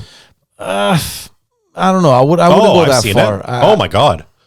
Yeah. I've seen some crazy stuff from stories that I've heard of ministers being burned because they said, "Oh no, but she told me that she had my back." And she wrote a great cover piece the following week. Yeah. Didn't have your back then. Yeah. Anyway, I think that's the main concern around the journalists here in Quebec, because everyone is in the same boat. Yeah. You're going to tell me Sébastien Bovet, he's been up on the hill for God knows how long. It's inevitable. You're making friends. You're going to become friends with the M&As and the staffers and all that stuff. And there is this trust relationship. And I think that's what's problematic with specifically Martine Biron, who was a major fucking journalist up on the hill, you know? And it's not only her. Bernard Drainville was a journalist. There's so many that have made the jump. What's his name? The guy in Quebec Solidaire. Vincent Marissal. Yeah. But my point, Jean-François Lisée, so there's so many have made this transition here, but at the same time, anyway, you see what Legault is doing right now. He's recruiting his comms people, his chief communicators right now, who will be many of them will be ministers. He's recruiting, and a lot of them female, which is great in terms of parity. He's going to hit that parity. Inside of caucus, and obviously he's aiming for cabinet as well. He might even have more female caucus members or cabinet members too. So very important for him in terms of being able to push off any accusations of, oh, you're a sexist or you're not supporting women or whatever in politics. Then it's sort of his economic sort of grouping here. He got Christiane Fréchette today, who is the former president of the Chamber of Commerce of Eastern Montreal. She'll be running, I believe, in the South Shore of Montreal, in the Montérégie. I forget which riding exactly. So there's a bunch. And then a former senior director at Ubisoft is going to be running for in Laval. In Laval, yeah. So there's this economic suite of characters that they're recruiting as well. So you're seeing then from the administrators, the CEOs of different nonprofits. You're seeing a few Indigenous candidates that he's bringing to the slew. So it's really interesting how he's attracting these types, and of course, even in Brossard, where we are right now, he's attracted the work of a doctor at Charles Lemoyne Hospital in Greenfield Park, who lives in Brossard, who'll be running here. I think there's a very good chance that the CAQ could. I think so too. That they could pick up that Pinel, which is the riding of Brossard. So he's building on the credentials he already has in cabinet. I think it's a pretty strong cabinet. Fitzgibbon will continue to have a place in there. Girard, I think that they will need to either. I think they'll have to do what Doug Ford did in terms of expanding cabinet and putting some of those key power players in there and taking out the dead weights. And we'll see who that dead weight is, but there are definitely some ministers that have not been performing as well as they should have been. Well, the education guy for sure is going to... and then on maybe more of a more somber and sadder note, somebody like Nadine Giroux, who obviously suffering from for health reasons, her cancer is back. And I wish her well, and I think that she actually did very well as a Minister of International Relations. The amount of meetings that they did because during COVID and the pandemic that they were able to do because of everybody going virtual was huge. I think it was somewhere between 25. It was like over 2,500 virtual meetings they did, and over the course of that same time period, normally they would do like maybe 300 if they were lucky. And she really pushed for the ministry to say, I want you speaking with as many international channels as possible. Let's try to make some deals. Everybody's trying to adapt to this, and Quebec has to step up to the plate, because if not, we're going to be left behind in terms of commerce, trade, whatever we can do to promote Quebec. Let's not use the pandemic as an excuse to put our feet up. Let's use the pandemic as a way for us to advance ourselves. And that's what she did. So you're going to see some people being replaced. Here's what I think. And this was, we saw this happening, at least the more senior guys saw this happening. I remember when in 2018, we lost, the Liberals lost the campaign, and there was a convention with the party members, and they were trying to determine, why did we lose and what do we have to do and blah, blah, blah. And there was a bunch of us that thought that's part of the game. We lost because it's just part of the reality. We're in politics. That's what happens. We lose. Let's put this behind us and let's focus on 2022. Please tell me there was at least an open bar in there. No, there wasn't. Should have been. God damn it! Don't postmortems usually happen like behind the scenes? Like what is with this whole? There was one like within for the candidates, right? And I was a candidate, so I was there, and that was okay, whatever. But then there was one with the association president. So I happened to become an association president in Laurier-Dor in the riding that I ran in because I wanted to get involved in the leadership campaign. So they brought us together, and they were trying to determine what the fuck went wrong and what are we going to do. And I was just there practically pulling my hair, whatever was left of my hair. I was like, why are we focusing on the useless stuff? We lost because we lost. It was just the wrong platform, whatever. Can we just focus on what's our next? Strengths are? Yeah. And I felt that the approach was to beat, because Legault essentially won on the nomination, the nationalist front. He was, the Quebec nationalist, and I'll go get the regions, and that's pretty much what propelled him. Yeah. And I got this sense that everyone wanted to win that battle. We got to beat him on the nationalist thing. And I was thinking, dude, how about we just stick to what we're good at? We've been labeled the party of the economy, and let's just focus on how we just left them with a $5 billion surplus that they're going to have a lot of fun with. Can we just focus on that? And everybody's like, no, we got to go after the nationalist thing, blah, blah, blah. Which they blew on COVID. Yeah, of course. But look, that's good for him. I mean, he had all this excess money that he could do whatever he wants. Well, you have to thank Carlos Letao for that. Absolutely, 100%. And it's exactly what happened. The party ran after Legault to beat him on the nationalist front, and they weren't even competing with the CAQ. They were competing with the Parti Québécois and Québec Solidaire. Yeah. So you can understand from the position of François Legault, he has three parties fighting to beat him on some on an issue that for him it's done. I already won that battle. I got to my majority. Forget it's done. I'm walking away with it. So you have three parties fighting amongst themselves instead of fighting with the government, because that's their job. While this guy is fucking rambling on the announcements, and before you know it, he came out saying that we are the party of the economy. So he took that away from the Liberals as well, flanked them completely. So what is left now? So I don't know what kind of platform Dominique Anglade is going to run on. She did that ECO plan, so économie, écologie, whatever. I haven't even read it. I don't even know if it's enough. I'm hearing from within the party people saying that the issue is that she's not really well known. It's like, well, dude, what the fuck did you do for 4 years? Yeah. And it's not that she's Well, a at least newcomer. like, 3 years that she had to build, 2.5, 3 years that she had to build Whatever, herself up. but she it's was not a deputy, newcomer. but she was deputy premier. Yeah. I mean, she had a profile. She was elected in 2015. She was elected and then went straight to cabinet. Yeah, and she was the head of a very important cabinet post. I mean, she was Minister for Economic Development. She was well known before that as well in terms of her time at Montreal International as president of the CAC. Yeah, exactly. It's a stupid excuse. It's like, oh, she's not well known. Dude, fuck, the elections are happening in a week really from the now. Argumentation that somebody was using with you? Like, well, she's really well known. Not to me, but it's stuff that have come to my ears. Like, is that something you should be working on then? Instead no, of not working on, that you should have already worked on. That's my point. It's like, anyway.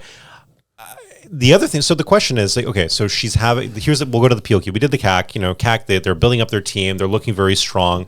They really just, honestly, Legault, just whatever he does, don't go into the middle of St. Catherine Street and like shoot a 3-year-old child in the street. And he'll be fine. And even if he did, he might lose a seat or two. Yeah. But he's going to be fine. Yeah. Now, but we go to the PLQ now.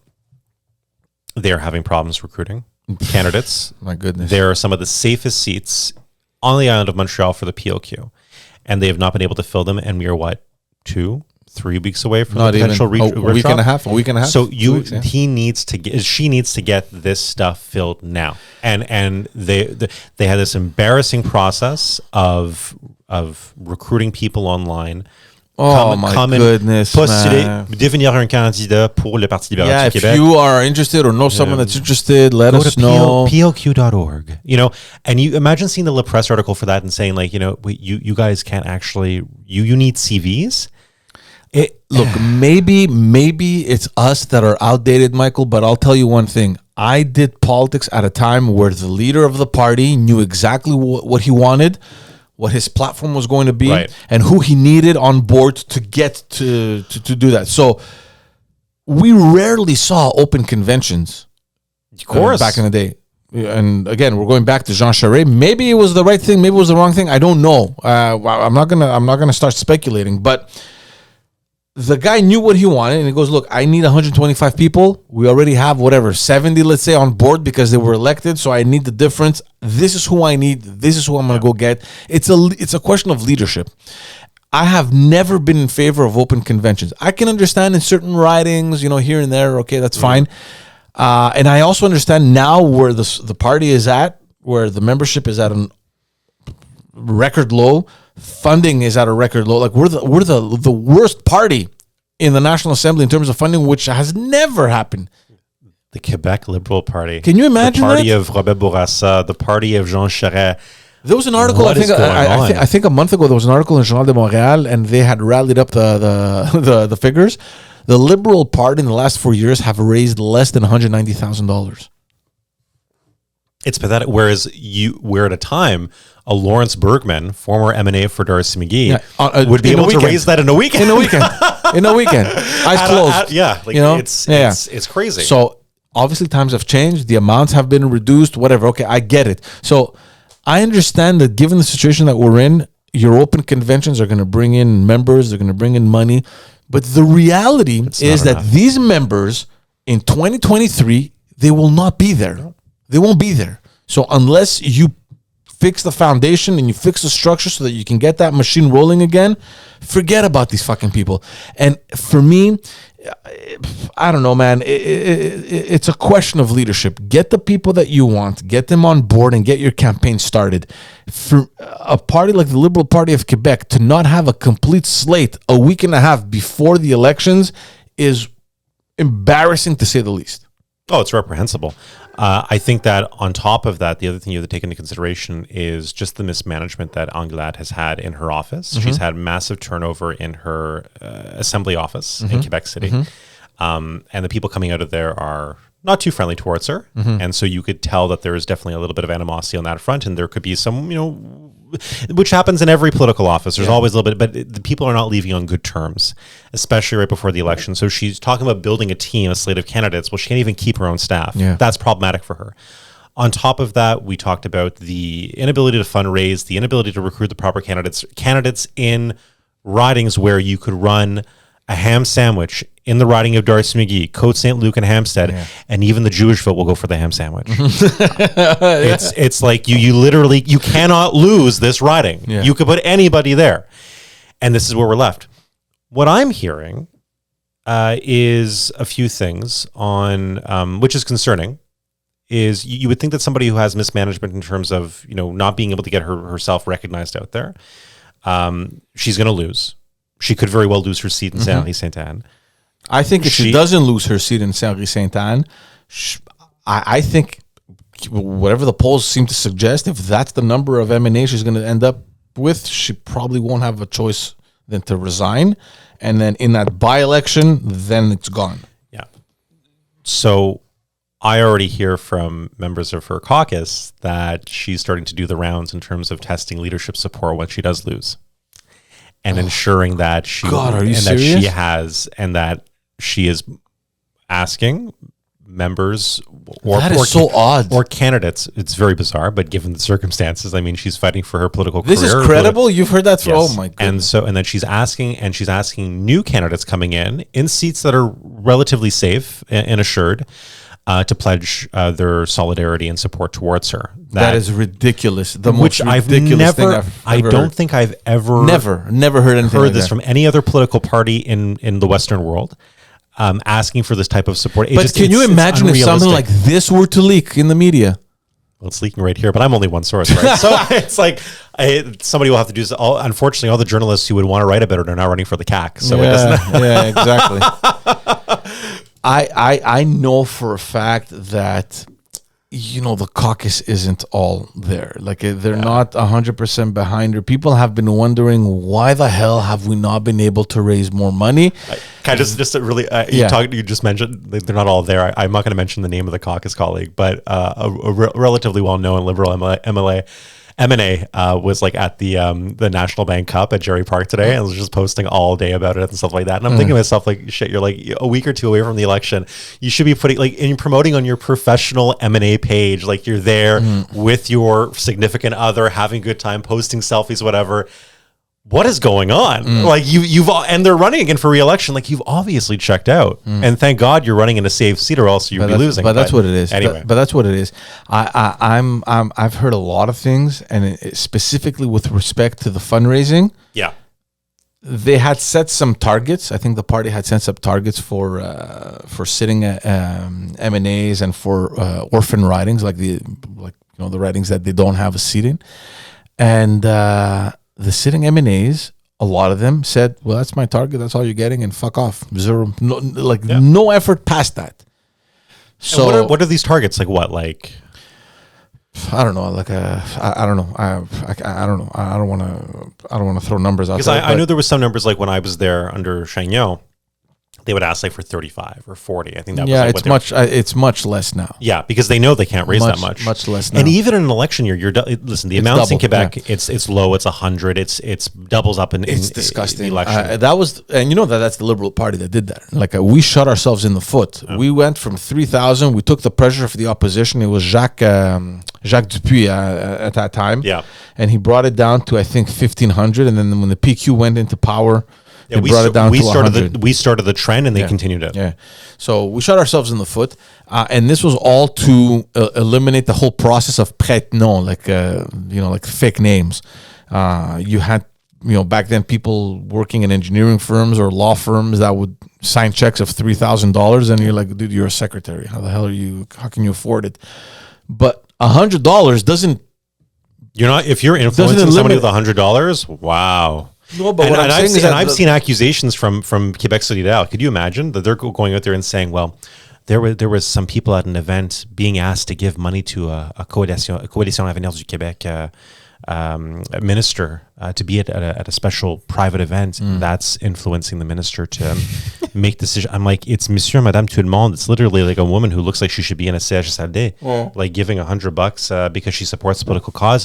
Who is she influencing? The funding for her to get a private room. The party funding is just ridiculous, which is why now the formula is it's the public. They're publicly funded, the parties now. But if you don't have the votes if you're not It getting goes the with votes, exactly. but if you don't have the momentum behind you, if you don't have you're not cashing in. So this is the problem now. A lot of people I'm talking with, like top strategists, a lot of them kind of know already that they're going to lose, even though publicly they're never going to come out and say, oh well, we're going to lose this one. No, that never happens. But they know deep down inside. But deep down, wow, I'd pay them so much money just to they must be some of the best consultants because look, anybody can read on the wall that the Liberals are going to lose. No, but that's not the point. The point isn't that. They understand that they're not going to win, but the problem, I think, and especially with this nomination process, this open convention thing, which didn't it existed for a third of the ridings. I'm hearing from a lot of people that there is so much frustration on the ground, especially with respect to the ethnic communities and the Anglo community, specifically with Bill 96, where the Liberal Party botched that whole thing completely from A to Z. Thank you, David Birnbaum. Yeah, and Hélène David, we got to put her in there. So the issue isn't losing. The issue is losing worse than you did before, people staying home, because ultimately that is going to affect your funding. Mm-hmm. Okay? So I don't look, I'm not organizing, I'm not involved, and we can talk all we want, and maybe it's different when you're actually in the thing. I can imagine it's very difficult for any PLQ candidate running for an M&A running for re-election from the PLQ. I can imagine it is extremely frustrating, especially if you're in a constituency with a decent amount of Anglophones, having to respond for Bill 96. Oh, Jesus Having Christ. to respond for But you do know that the entire campaign, especially on the island of Montreal, is going to be focused around that. Of course. And so Anglade came out today, and it's a bit nuanced. I need to get the full details, but she's telling her candidates that the messaging for the campaign is going to be, we're going to repeal certain sections of Bill 96. Yeah, but say it. And but when I say the flip-flopping certain sections, apart from the section that says you need 3 extra courses, which thanks to our screwed up, thanks to us, in parliamentary commission, brought by David Birnbaum. And I like David as a person, but the fact that David went forward with this, and how Dominique Anglade and the leader's office were unaware of this is beyond me, because I think they're implicated along with this as well. Were they unaware? I don't think they were. It's hard for me to believe that they were. But for them, for 3 additional courses that are going to be detrimental to the passing or failing of Anglophone students in Seychelles. Let's just inform everyone. This is what happens. Bill 96 is it beefs up the French language laws. Yes, if you've been living under a rock for the past few months. Just in case, So it beefs up the French language laws in Quebec. And, it restricts, first of all, in CEGEPs, there's certain restrictions in English CEGEPs and enrollment and that sort of thing. So there was an amendment that was made in an article from the Liberal Party to impose 3 classes to be done in French. Okay? So I don't understand how you come up with something like this, because the kids that are the students that are in CEGEP, in English CEGEP, chances are that they've done their elementary in English, that they've done their high school in English, and they end up in CEGEP in English. Obviously, they haven't done much in French to begin with. They have a base of French, very minimal. But let's be honest, it's the risk that they could fuck up one of these courses, and that ruins their post-secondary career. So the amendment specifically was to have 3 courses in your entire thing done mandated. Done in French. So let's say you're studying in pure and applied sciences. You got to take a math class in French, and it was ridiculous to suggest that. They realized how stupid that amendment was. Obviously, the CAC and the PQ and the other parties were like, "Oh, sure, yeah, let's vote on it. Perfect, let's do it." On the contrary, when this, I know from people inside the CAC that when this came forward, the CAC was like, "Are you sure? Yeah, but they voted. They're like, no, okay, they didn't. sure. No, but in consultation before the voting itself, in consultations with the PQ, sure, let's go ahead. The CAC was. Do you know what you're about to do? Like, do you understand? You're giving us a win. Like, you recognize it, and the PLQ was good, anything for you. Okay. Morons. So then they realized what happened, and they came back asking for them to I don't even know what the term is To reconsider. To reconsider. Can we take back our shitty work? Yeah, they wanted to take back the amendments they made on that article. So there was a little negotiating here and there. Finally, they accepted another amendment, so a correction to the initial amendment, to have 3 courses of French. So to do 3 French courses, that's fine. That makes sense. Let me tell you something. I have friends in high places at the English Montreal School Board. Okay, like the highest place. Okay, I don't know how to say this. It's the Illuminati of the MSB. I get a phone call, and this individual's like, "What the fuck are you doing?" I go, dude, I don't know. I love how the EMSB holds you, George, personally responsible for anything the POQ does now. We're very close friends. We're very close friends, and so the person's like, do you fucking realize what you just... I'm like, dude, not me. Don't say you, okay? I don't know what to tell you. I was fucking speechless. And he goes, they did not consult anyone. Nobody. How the fuck did this come? Yeah. Like, it just landed from fucking space and they proposed it. They did not talk to anyone in they didn't speak industry. To Quebec Community Groups Network, anybody in the business community. Zero. No. They just came up with it from I don't know where. With the CEGEPs, like you would think that they would speak with like Dawson College or a Marianopolis or a John Abbott. Yeah. Nobody. Or the English Montreal fucking school board, that controls the entire fucking... Anyway, that's where they've succumbed.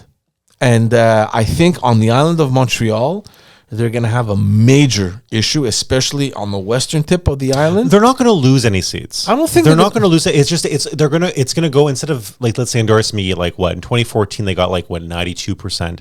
In 2018 it dropped down to 73%. Let's say they're going to get like what between 55 and 60%. Mm-hmm. And it's not the fact they're going to lose any seats. It just is embarrassing that they're going to win by that margin, and they're losing the money from those votes. That's what it is. It's follow the money. Yeah, that's the thing.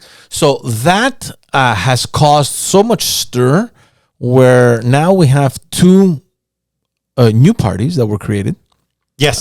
Bloc Montreal, or they're not called Bloc Montreal. They weren't allowed to use that, I think, finally. Or were they? I think they weren't allowed to use Mouvement Québec. But they use Bloc, and every time I see Bloc Montreal, I think of like, oh, Bloc Québécois. Yeah. I'm like, the branding on this is I not don't great. know if that was smart. This is so headed by Balarama Holness, who lost the mayoralty in Montreal. And then there's the Canadian Party of Quebec or something like that. Yeah. Yes, by Colin Standish, who's an astute lawyer from the Eastern Townships. I don't know if these guys are going to do much. I think they're aiming the Anglophone, like the more Anglo communities, ridings.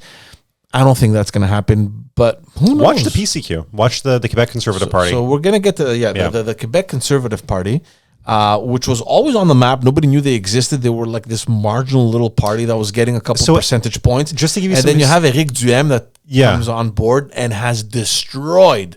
Membership is at a record high. Pierre Poilievre style. Yeah. He has... and he gets crowds like Pierre Poilievre too. Yeah. He's able to bring people in. His candidates are a little questionable. I mean, there's a little, like it depends on which ones, of course. Yeah, I don't know. I don't know if he's desperate to get people on board and he's just getting whatever fringe. Well, I think it's a reflection of his leadership. I think it's a reflection of his policies. I mean, I think Éric Duhem is probably going to do well in the region of Quebec. Of course. I see him winning maybe a couple of seats. 1, 2 seats maybe. I think two's a bit right. I don't know if he's going to do anything on the island of Montreal or in the greater area of Montreal. But still, it's still une percée. He's gonna have a seat in the House. Yeah. So it's a victory regardless for them. So some former members of the National Assembly whose names escape me, but I believe one was a Liberal, one was from the Parti Québécois. This is going back to the 1990s that they were members. They after they retired from the National Assembly, they weren't very high profile. They were backbenchers. They decided to form the Quebec Conservative Party. The PCQ. And so when they formed the PCQ, I believe they went through a few interim leaders and eventually a businessman who relatively respected by the name of Adrien Pouliot became the leader. And Adrien would, he would run, but obviously make no real splash in terms of ever getting into the debates. Like I told you, I didn't even know they existed until I got involved. But Adrien, like he sort of was there to nurture the party to maybe another leader coming on eventually. I think that Adrien would have loved to have gotten his own seat, of course.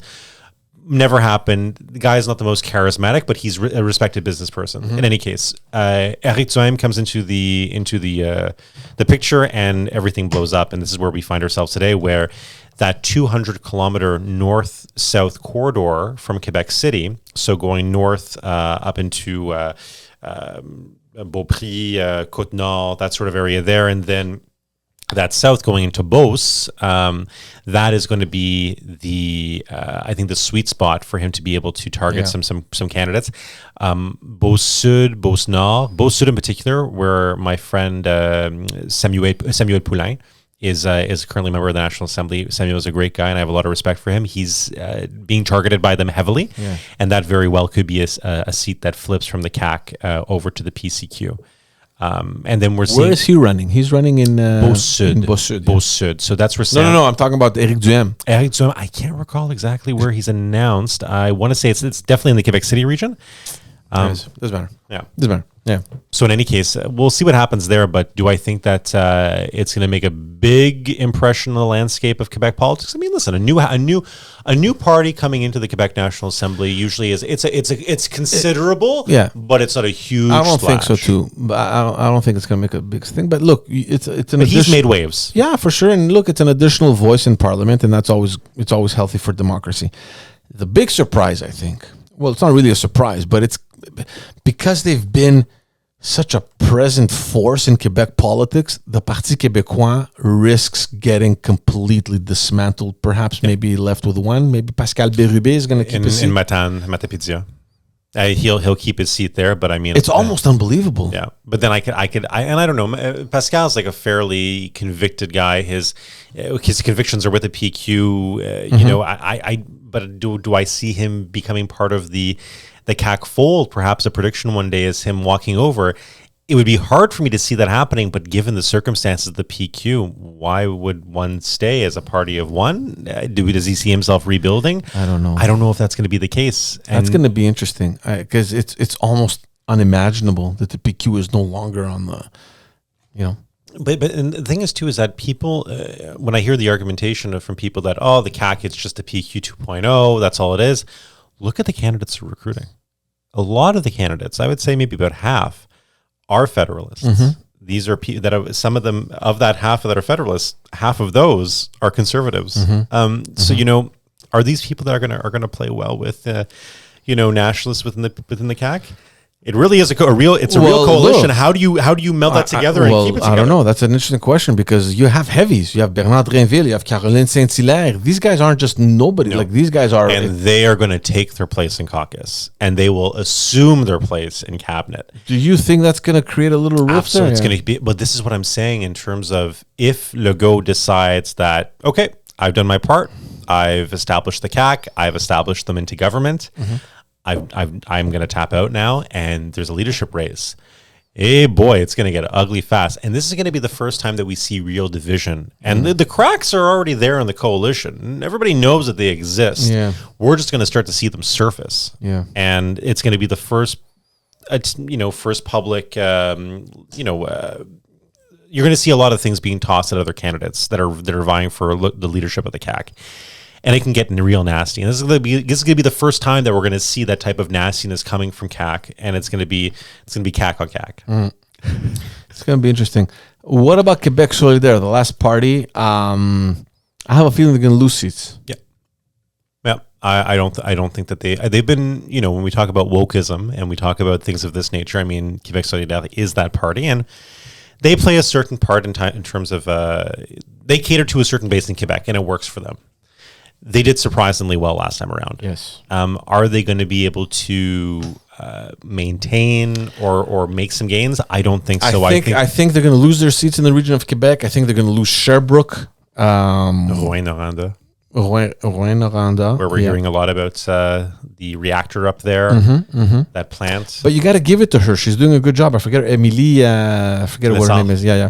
she's doing a good job. I mean, I don't know if it's going to be enough for her to secure the seat again, but I don't see Quebec Solidaire making any gains. No. And they're recruiting some candidates here and there, but nobody that has really been. The biggest name is Romeo Saganash's daughter. Yeah, Maïti. Yeah. So who in her own right, obviously she learned a lot from her father, but in her a person, an individual who's established in her own right in terms of social activism, fighting for Indigenous issues, environmental issues, against climate change. She knows what she's doing, and it's a great catch for Quebec Solidaire. It's a natural fit, of course, for her and for the party. But will she be able to pull through? I don't know. It's going to be definitely interesting, dude. I look. I think everyone knows that I'm a liberal. I mean, I ran under the banner. It's sad. What? Yeah. What? It's sad to see I gotta leave right now. It's sad to see where we've come, and it's just crazy to see that. Look, there was always this mentality at the Liberal Party, and this is Quebec Liberal Party. You have to understand that it's two completely separate things from the federal Liberal Party, and just don't make any relations to that. There was always this understanding when I came in 2007 that worst case scenario. Okay, the shit hits the fan, we're good at 45 seats. And this goes back to what we were saying before about taking things for granted. Yeah. This was always in the back of our minds. Like, the worst case scenario, we're going to have 45 seats, we're going to be in opposition, no worries. What happened in 2018 was a major wake-up call. Yeah. Nobody expected that to fall under 40. That was a nuke. You know what I mean? And actually under 30. How many? They're 27, I think, something like that. Yeah. And they were 27 at the time. Couillard left. Then a few people have left. Yeah, whatever. For different reasons. So we're in the 20s. So, and now there's a possibility that the party drops under 20. Yeah. It's I don't know. It's going to be a learning lesson, I think, for everyone. There's going to be a period of rebuilding for sure. I don't know. I mean, there's always ups and downs in politics, that's for sure. But this is a historic low. There's only one way you can rebuild: demolition. Yeah, exactly. I think you're right. At the same time, like looking at the Quebec Conservative Party, the Quebec Liberal Party, it was always supposed to be. I feel as a conservative, and I didn't renew my Quebec Liberal Party membership. Yeah. I feel sort of politically homeless in Quebec right now. But because I always felt ostracized, even during my time there during the Couillard era, which I don't feel that it was right that I felt like that, but I not as much. But I definitely feel ostracized now for being a federal conservative. If I were to be in the Quebec Liberal Party, I feel that there would be less acceptance. But that's strange because when Jean Charest came in, he brought a lot of conservatives to the Liberal Party. But now that era is over, and Couillard too. Like, I remind you, Couillard, and I don't mean this to throw him under the bus, but like, Couillard was a conservative. Still is, I presume he still is a federal conservative. He donated money to the Conservative Party. He donated money, and this is why I'm saying in terms of throwing him under the bus, he donated money to Maxime Bernier when Maxime Bernier was a federal minister under Stephen Harper. I think when he was Minister of Foreign Affairs, he donated $1,500 to his association in Beauce. Couillard was on the security and security commission with I think Arthur Porter at the time, appointed by Stephen Harper. So my point being is that, like, he had a really friendly relation, and so we went through like two conservative. Well, obviously Jean Charest was more conservative, I would say, than Couillard. My point being is that conservatives felt welcomed. Federal conservatives felt welcomed in the Quebec Liberals. I don't think that's the case anymore, at least from the Quebec conservatives I speak to. Yeah. They feel and I just don't feel. I feel that you asked the question, like, have you fallen out of line with the party, or has the party fallen out of line with you? And that's the question I keep on having to ask myself. It's like, do I really see a place for myself in this party? Yeah. And are they're going through their own identity crisis? Oh my God, we need to be as nationalistic as the CAQ.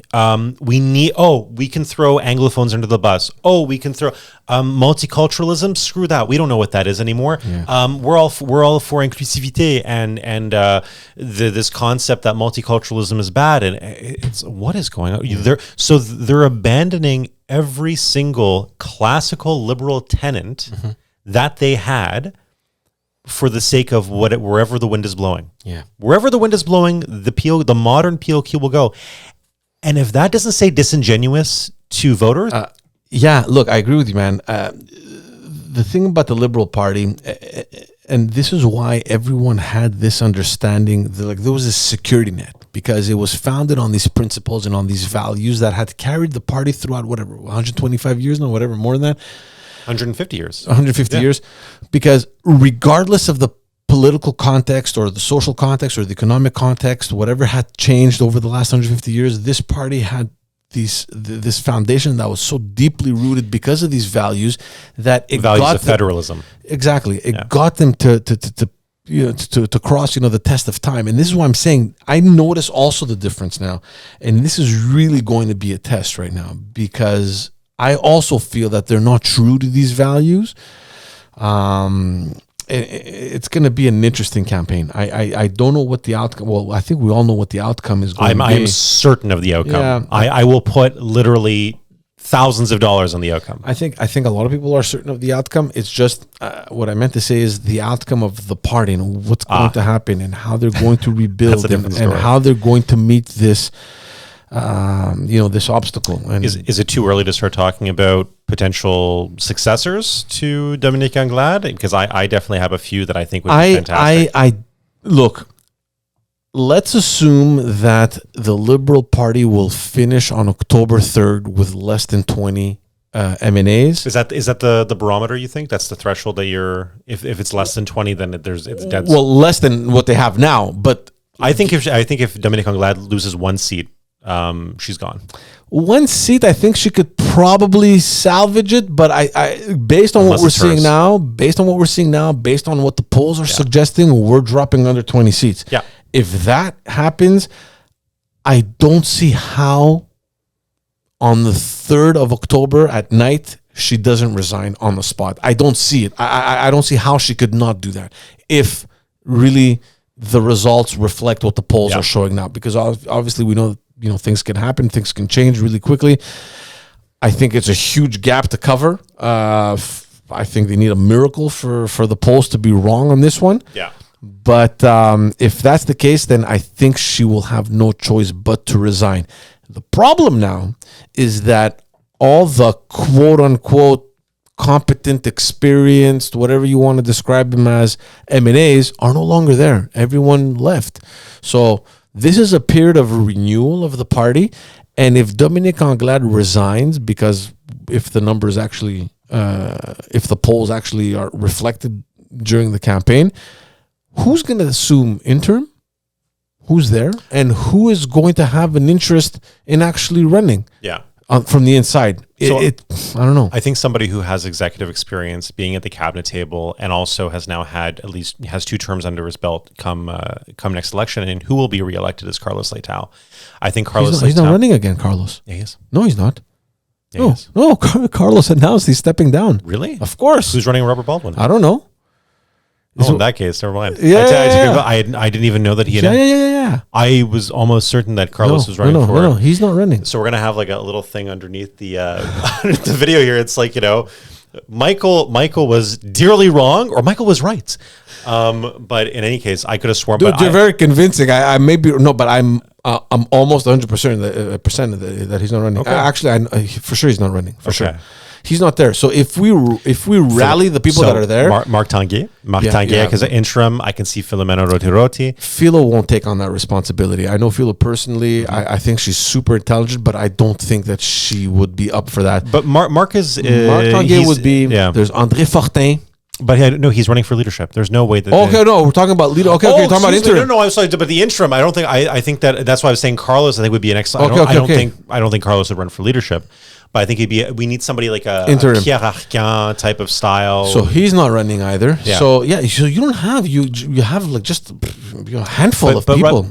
Who cares about interim leader? Who's going to run for the real job? I think André Fortin. I think you see Pierre Moreau considering. Do you think they're going to bring him back if bring him back from the dead? No, Pierre is very. I hope he's healthy and happy. But my point being is that I think that he would definitely, if he's gets a sign off, I think that he would, from a health perspective, he would run.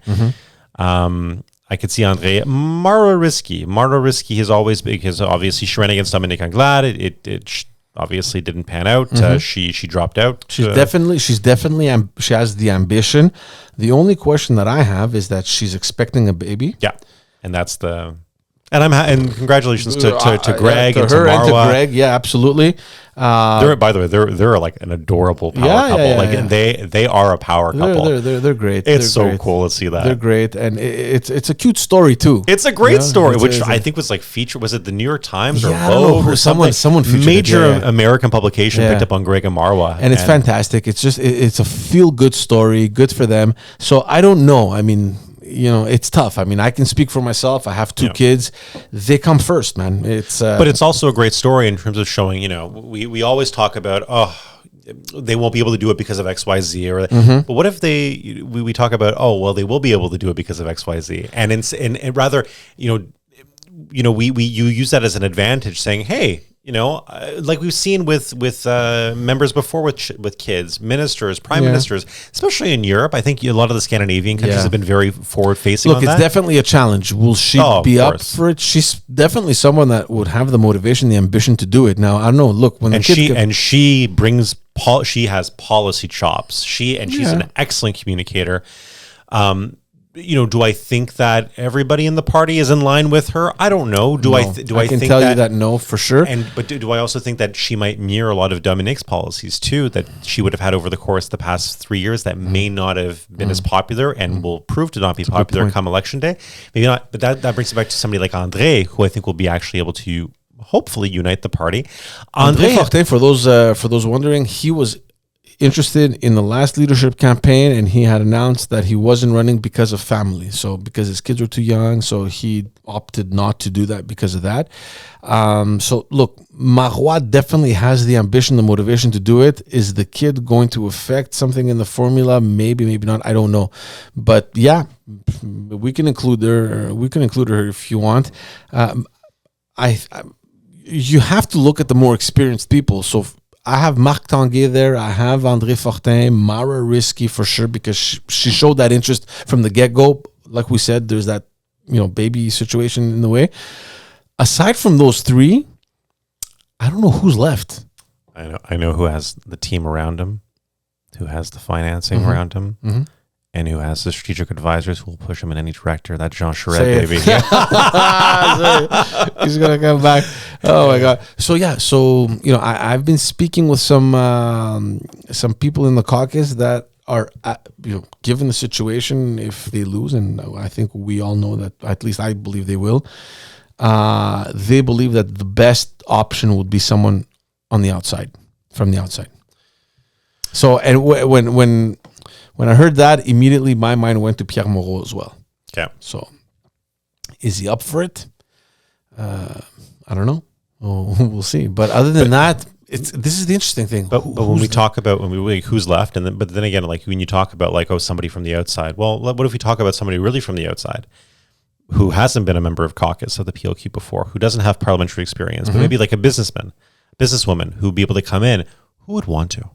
Who would want to make that if they're having difficulty recruiting people for seats? I can assure you they would have difficulty recruiting people for a leadership position. I'll tell you one thing. If you are that caliber, a person of that caliber, like business oriented or like a successful person, you see that as a fucking challenge. You see that as a great challenge. You're like, look, this is the lowest they've ever been. There's only one way, and it's up, and let's go. Let's transform this shit. I'll throw a wild card, a few of them actually your way, because there could be with this one category, there could be a few options. Former federal liberal minister, a Denis Coderre type. Oh, fuck. A current, nope, I would say, hey, 14th time's a charm. So in any case, I think Denis, it wouldn't be, thank you so much. I don't know if that's the appropriate thing, but I'm saying I could see Denis thinking about coming back in. I don't think it'd be, but this is the thing. And the thing is, Quebecers know that, and leaders should know this too in Quebec, that when they lose, there's no coming back. When you've governed and when you lose, you're out. And even when you've been in opposition as a leader and you lose, you should look for the door. Yeah. And there's no coming back. But I'm thinking about what I really meant to say. I was kidding about Coderre, although I could see him attempting a run, is my point. What I'm really talking about is somebody from the Trudeau cabinet. If they're seeing the writing on the wall federally and they're saying, we're getting a little bit anxious about this Pierre Poilievre fellow. I've heard things through the grapevine that someone like Joël Lightbound, who came out against Justin Trudeau, remember he made some... well respected. And he, from the Quebec region. Yeah. May be interested. Really, I know a few of his constituents, very well respected. I had heard also through the grapevine that a guy like Philippe François Champagne would want to take a stab at it, even though deep down I think that he'd be more inclined to run for the leadership of the federal Liberal Party. Yeah. I don't know, man. It's going to be definitely interesting because internally, there's not that many options. No. It's listen, just by the simple fact that they're down to such low numbers at this point. Will be down to such low numbers. It's terrible. This is the party that I worked for. It's the party that you worked for and you ran for. Yeah. And we're talking about it as if it's a funeral, right? Like it's sad, but it's true. I mean, it's I don't see it as a funeral. I was exchanging with another member just today, and he's like, George, you're so pessimistic. And I'm like, look, dude, I'm not a pessimist. I actually consider you're drinking the Kool-Aid. I actually consider myself as a very optimistic person. I just see things very realistically, and this is what's happening. I mean, how can you see it differently? And the caucus is drinking Kool-Aid, and they're satisfied with that. It depends who you talk to in the caucus, because I've been speaking with some people in the caucus that are as realistic as I am, and they're like, you know what? Fuck this shit. Fuck your money.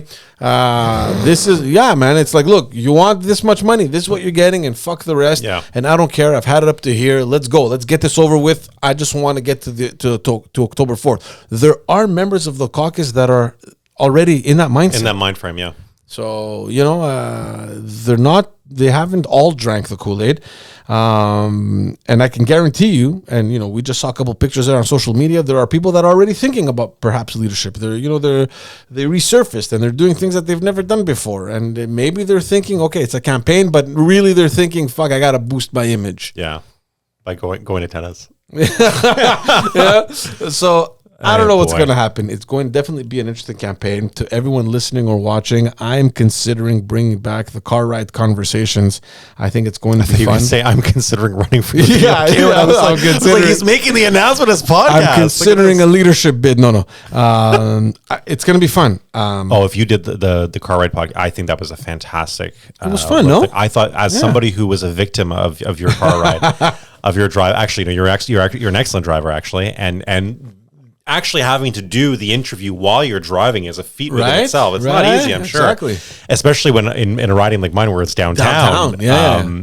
When I was running for the Conservatives in Ville-Marie, that was actually some of my favorite shows that I've watched of yours. It's cool. Yeah. I think it's cool, and I know that nobody has the time to come to the South Shore to give an interview for even 30, 40 minutes and then drive back to their riding wherever they are. So is it more the fact that they don't want to do the interview at all? And like you just park outside their house and just stalk them all day? No, just like stalk, say like, hey, your Uber's ready. Yeah, exactly. It's honestly just practically, it makes more sense. I'll bring the podcast to you, and it's a lot of fun.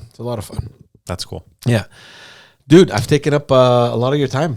My absolute pleasure. It's so fucking fun to see you, dude. Likewise. I mean, you're breaking records on this podcast. I don't know, it's your fifth time. 17th and a half. I don't know at this point. It's always a pleasure. Thank you. Good luck. We didn't get into it in detail, but we don't have to. You started a new chapter in your professional life. Yep.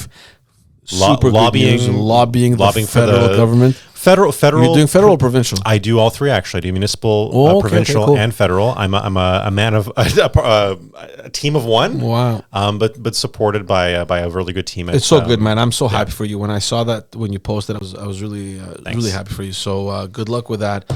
Appreciate it. Who knows? Maybe we'll do another one during the campaign. Hey, be happy to come back and either in your car or here in Brossard, whatever works for you. Okay. So cool. Thanks a lot, buddy. Cheers. Good to see you. You too.